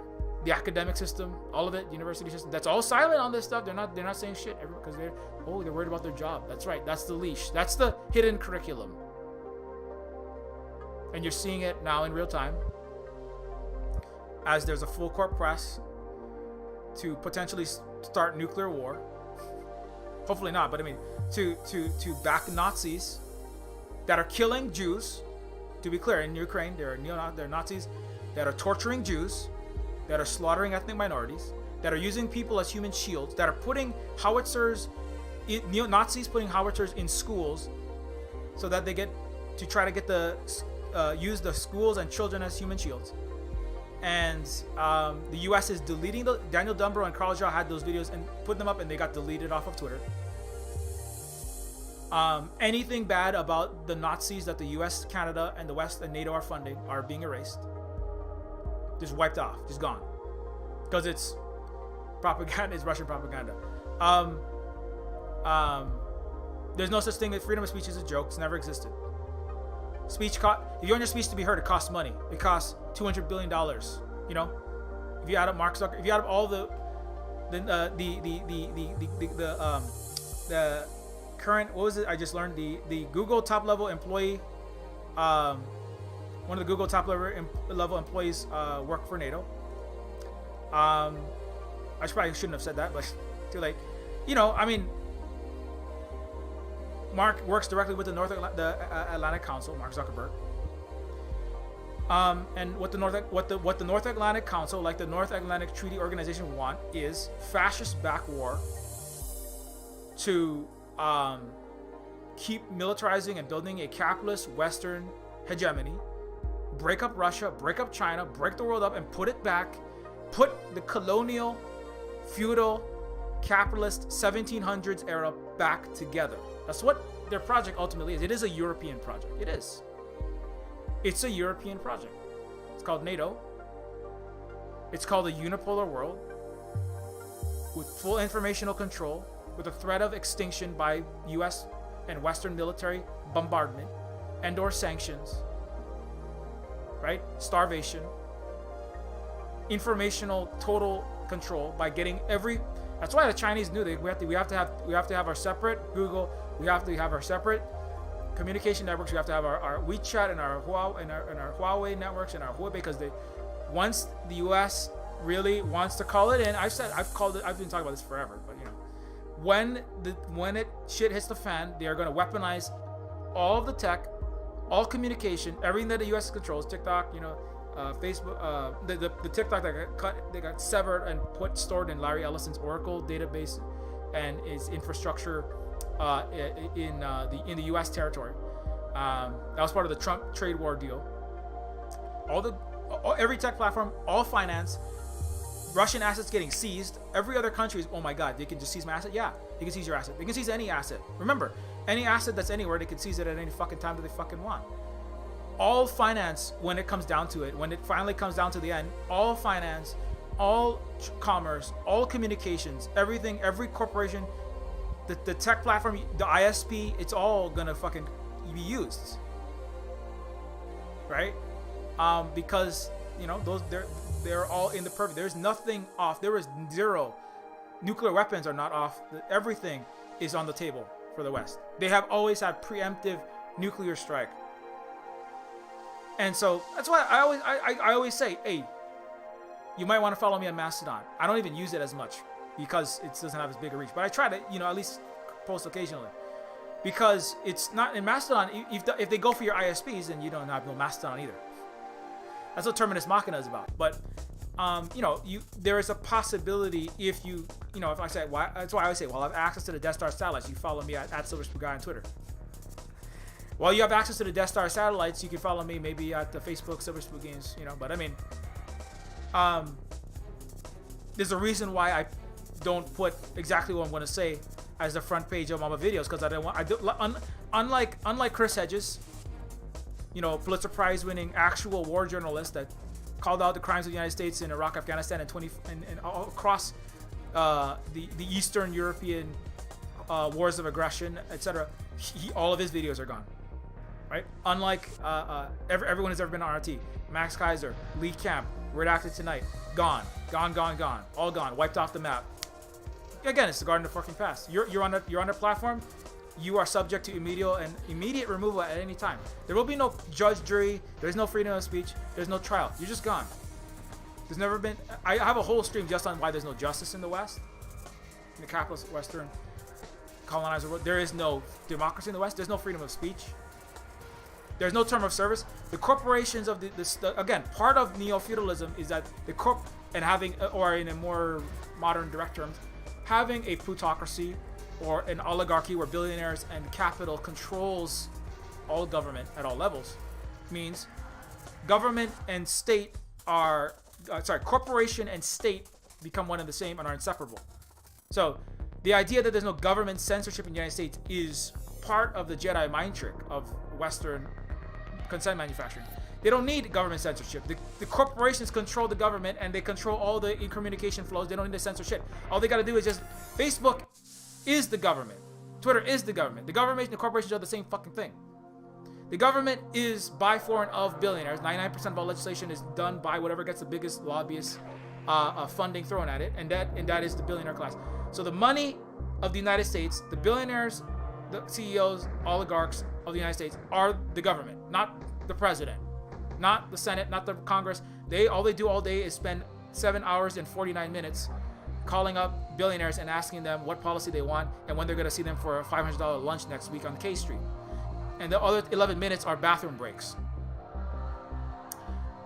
There is worse government censorship in the US than in Russia and China. I'll be willing to bet that, because they have a much more direct and obvious control, and the American public is incapable of even understanding. That's how strong the control is. The censorship is so strong in the United States that the American public is even incapable of even recognizing and understanding when speech is being censored and controlled. Right? And I'm not even somebody who believes in absolute free speech, but even if you believe in speech that is important for determining, just for Americans' benefit, right? Their own healthcare, housing, food, and basic needs and infrastructure is not being dealt with because the U.S. military budget, 55% of discretionary spending is going to bombs and bullets and increasing the price of oil by starting wars in Eastern Europe and causing international dislocations and exports of Russian oil, agricultural products, and other very important resources. Huge double-digit percentages of all kinds of resources are exported by Russia, which is causing these knock-on prices. Americans are fucking themselves needlessly, and they don't even realize they're the country that has the greatest censorship. That's the level of power that actual authoritarian dictatorships like the United States, by its oligarchs, have, is their people are, at least, if you see something gets removed in Cuba or Vietnam and these other places, they're like, oh shit, well that got removed because, well, it was Nazi stuff, and so they removed it. Okay, well some things, okay, well they're not removing, they're removing this from this state media, from CGTN, because I don't know, it hit a little too close. I don't know, something. You can see, that's what's happening. In the U.S., Americans are being the most propagandized people on the planet Earth, and they don't even realize. Not just the U.S., UK, Canada, the so-called free world is the most unfree part of the planet. In that sense, they don't even realize how controlled they are. you know, and they just blindly led along a goddamn blind, like little rats going through a maze from some bored social Darwinian experiment in maze mouse navigation, right? Giving half the population hyper racist fascism and giving the other half of the population fake mask on anti-racism that's actually funny, the cops, and giving people Democrat Republican non-choices. They're just seeing like how they get through this maze. It's just kind of like this disgusting experiment that the ruling class of the US and the West do to their own people, while they're starving, dying by the million from COVID, right? Believing false things about science and basic medical precautions, believing that they're fighting for freedom. It's just disgusting, fucked up experiment that the ruling classes of the West are doing to their own people, and even worse to the global South that suffers their wars, but even to their own fucking people. And it's really fucking gross. But that's the end of the stream, because I gotta go. But that's what Neofeud is about. And again, so if you want to support us, if that sounds of any interest to you, don't forget, you can find Neofeud on Steam and on itch.io for Windows. For it is a game that, as I said, it is a cyberpunk adventure game. I've been talking about it for a long time, so I feel like I don't have to go over it again. But it is a game that is like Disco Elysium with more cyberpunk characteristics. It's like Detroit Become Human, but not made by a giant AAA game company. And made by an actual person of color who was a impoverished actual poverty alleviator and social worker, unlike this guy who made this game. It is a game that also, if you can leave a very short review, it is hugely appreciated, because it does increase the likelihood that the game will be discovered when people are browsing for games to play on the Steam algorithm. And algorithms are not doing me any favors, you know what I'm saying? Right now, when I'm talking, I'm trying to speak back to all this nonsense, and they're not doing me any favors.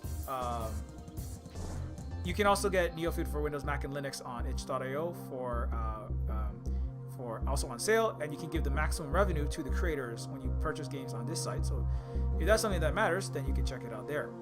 Also, we have games such as Decolonators. Again, we're not rich either. We're not super rich. We're just making just enough to keep going. So every sale really counts. We're serious about that. And every Patreon really does count as well. But Decolonators is another game that deals directly with this topic of global South and capitalism and colonization. It's more direct than Neofeud, but it's a game made with indigenous Vietnamese comrade Luna Oi and myself. It's a game about kicking capitalist colonizer butts out of Vietnam in a Contra-style platform shooting. So if you're like running and gunning with the spread weapon and shooting, aliens and giant machines and hearts with facehuggers crawling out, the enemies in Contra. But instead of that, you're shooting, you're fighting against capitalist colonizers. And if you like that, if that sounds cool, do check out Decolonators. And also, you can check out Woman, which is a book by Holly, which is my partner. Holly is a woman raised in right-wing evangelical Protestant Christianity in so-called Canada. And it is a story from the perspective of Mary that is as I said, your responsibility if you're raised in very problematic reactionary cultures is to dunk on them. Or it is to, at least in part to critique these and try to discuss how, these things are problematic and to potentially make them better. Anyway, so this is a book. You can check it out. It's free, and you can also name your own price and support us with some money. It's 2,000 words, so it's not that long. And so if that sounds interesting, be sure to check that out. Also, you can find out, you can support us, as I said, on Patreon. If you want to help us out with everything that we do here. I think somebody just became a patron, unless I'm mistaken. Maybe not. You can support us on Patreon at patreon.com/Neofeud, where you can give us ongoing support for, I know it's on hard times. Price of electricity, oil, gas is going up. It sucks. But if you do have any, you can support us for the work that we do here at the Silver Spoon Hui/cooperative/work housing cooperative. Please consider supporting us. You can also get access to the Neofeud 2 updates. You get access to the Discord, the Silver Spoon Discord, and the knowledge that you're supporting Native Wines doing land back and all the work that we do. So thanks a lot. Also, you can also help us out at Silverspook Games at octodon.social. You can follow. Now, this is very important. I always say this, but I'm going to really say it very slowly.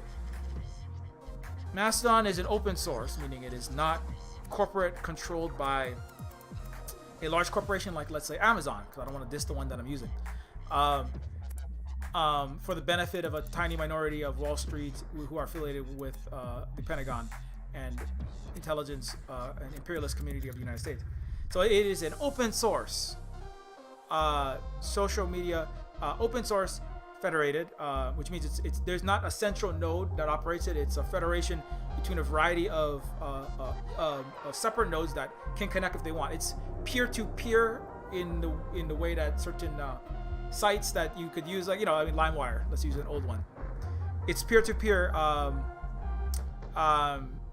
open source, federated, non-capitalist platform. It has problems, like, you know, because it, you know, it's not the perfect, you know, who you federate with, it can, you know, is going to make a difference. Who you follow, it makes a difference. It's got a certain group that's there. Some of them are more from a certain part of the world, let's say, and more from a certain class in the world, let's say, and that's problematic in some places. But it is just as a backup, you know, if you get your Twitter in this time of great disinformation and a time of great entire YouTube channels, entire news networks, entire Twitter, Facebook accounts are just getting deleted, just gone, no question, no recourse. You may want to consider having multiple backup ways to communicate with the people that you want to communicate with, and also just like say what you want to say. So that's why. But you know, Mastodon is not very big a reach. I mean, let's be real. Okay, that's why I'm streaming here. That's part of it. At Silverspook Guy, however, on Twitter, while we have access to the Death Star, while we have access to neo-feudal capitalist imperial hegemon satellites, you can follow me at Silverspook Guy. Probably shouldn't have said that, but hey. You know, the thing is, it's harder because I'm a native Hawaiian, and I don't think the U.S. wants to be silencing ethnic minorities and indigenous people right now. It doesn't look good. You know, if you want to talk about how you're much better than China and you don't silence ethnic minorities, it would look really bad if the U.S. decided, hey, let's silence native Hawaiians who we also are simultaneously poisoning. That would look really bad, you know? So they gotta think about that, you know? Why would you want to silence indigenous people? They do, they just don't want to look like they are. Anyways, so at Silverspook Games minus the Ian Silver is my at Silverspook Games minus the Ian Silver is my games related stuff, where you can follow Neofeud when it goes on sale, Neofeud 2 updates and other games that we're working on. You know, and you know, again, ideally I would love it. I would love it if, you know, people would have, you know, a more rational, you know, better. It would be great if you could say, I'm not saying everything I want to say, but it would be great if you could say people could have speech that actually talks about the issues that are really problematic in a more plain way. But we can't, so we have to kind of like couch things with weird movie, and I have to put X-Men thumbnails and Boba Fett thumbnails on top of all my streams, because otherwise stuff happen. Anyways, so that's Silverspook Games. You can also follow at Terminus C at Terminus C is another cyberpunk RPG I'm working on. That is a game that is coming in the near future. It's like Deus Ex System Shock. It is a cyberpunk RPG, and it is a game that is being made by a handful of folks. I am the content director / lead writer on it, as I said previously. I played some of this last week on Twitch. The prequel to this, and this game is a so it has a level designers, writers, musicians, artists, programmers, etc. working on it. But I wrote like the Bible, the content Bible, the main storyline, the game design document for it. So if you like Silverspook stuff and games like Neofeud, and if you like the prequel Terminus Machina or the original game, then you might like this one. So follow that if that sounds of interest to you. And so you can also follow our brother Kama, also known as Positive Synergy, who is also if you want to learn more specifically about a lot of another perspective on Hawaii, Native Hawaiian issues, as another Kama or Positive Synergy is another Native Hawaiian and an activist trying to spread some light and information on things that are not discussed very much, and including, especially, of course, stopping Red Hill and the ongoing and making sure it's actually gets shut down. And so Positive Synergy is also a musician, and we'll be putting out an album soon. So we're looking forward to I've heard some of the music. It's very cool, it's very well produced music, and it also has very important things to say. So be on the lookout and follow Positive Synergy for all of those reasons. And also you can let's see. Holly is, of course, my partner, and Mod and VA partner in the sense of being a member of the Silver Spook Democratized Workplace. Democracy in the workplace, right? No compartmentalization of economics and politics, right? Democracy in the workplace and cooperative economics in the politics. Anyways, so Holly is also a partner, and also a partner in marriage and the making of children's, and also is a producer of Goblin Mother. Here's a fun fact: Kate Nix, a Goblin Mother, is also the voice actress of Tina Thatcher in Decolonators. So there's also that one. And we'll probably be working together again. I might make another game for the Goblin Kate Nix show, who Holly is a producer and a writer for. Magic Storytime, and yeah. So if Holly is Holly does lots of stuff, all kinds of stuff. So Holly, you want to follow Holly, you can follow it there. Anyways, also somebody people ask Decolonators 2. Decolonators 2 will be coming. I'm not sure when. I really gotta finish Neofeud 2, but I'm still thinking the gears are moving about Decolonators 2, or the sequel to the first Decolonators, but I can't guarantee a time frame yet. It will be made though, because at least 300 people got Decolonators 1. Anyways, thank you so much to all these people, very much for all of your continued support. It is hugely appreciated. And really means a lot. It does help us to keep feeding and housing and clothing all the people here, keeping the lights on, electricity on. I just did I did some painting. I did some housework the other day. Did some roof and wall and related stuff with my new stepladder. Did some painting. So all that stuff though costs money. I mean, we do have this house, so we're not paying like rents, but we do have to. It does cost money for the property tax and maintaining places and keeping everything up. So and for as many people as possible as well. So do support us if you have the ability to. And thank you to these people. And we will be back. Hey, thanks a lot, Big Teal. Good to see you. Thanks, of course, again to Holly Argent. And we will be back in the near future for the we'll be back for the Silver Spook evening stream at 8 Pacific time. After daylight savings, everything's going to shift forward. So just remember that. Things will be starting a little bit later as of now. We're not planning to change our schedules because Hawaii doesn't do daylight savings. So just remember, things might be moving an hour forward. Sorry about that. But yeah. But today we'll be back at 8 Pacific time. Okay, until next time, keep your mirror shades polished. Be excellent to each other. Screw them techno kings, kings, queens, feudalism and neo-feudalism, Nazism and neo-Nazism. Screw all those crappy bad stuffs.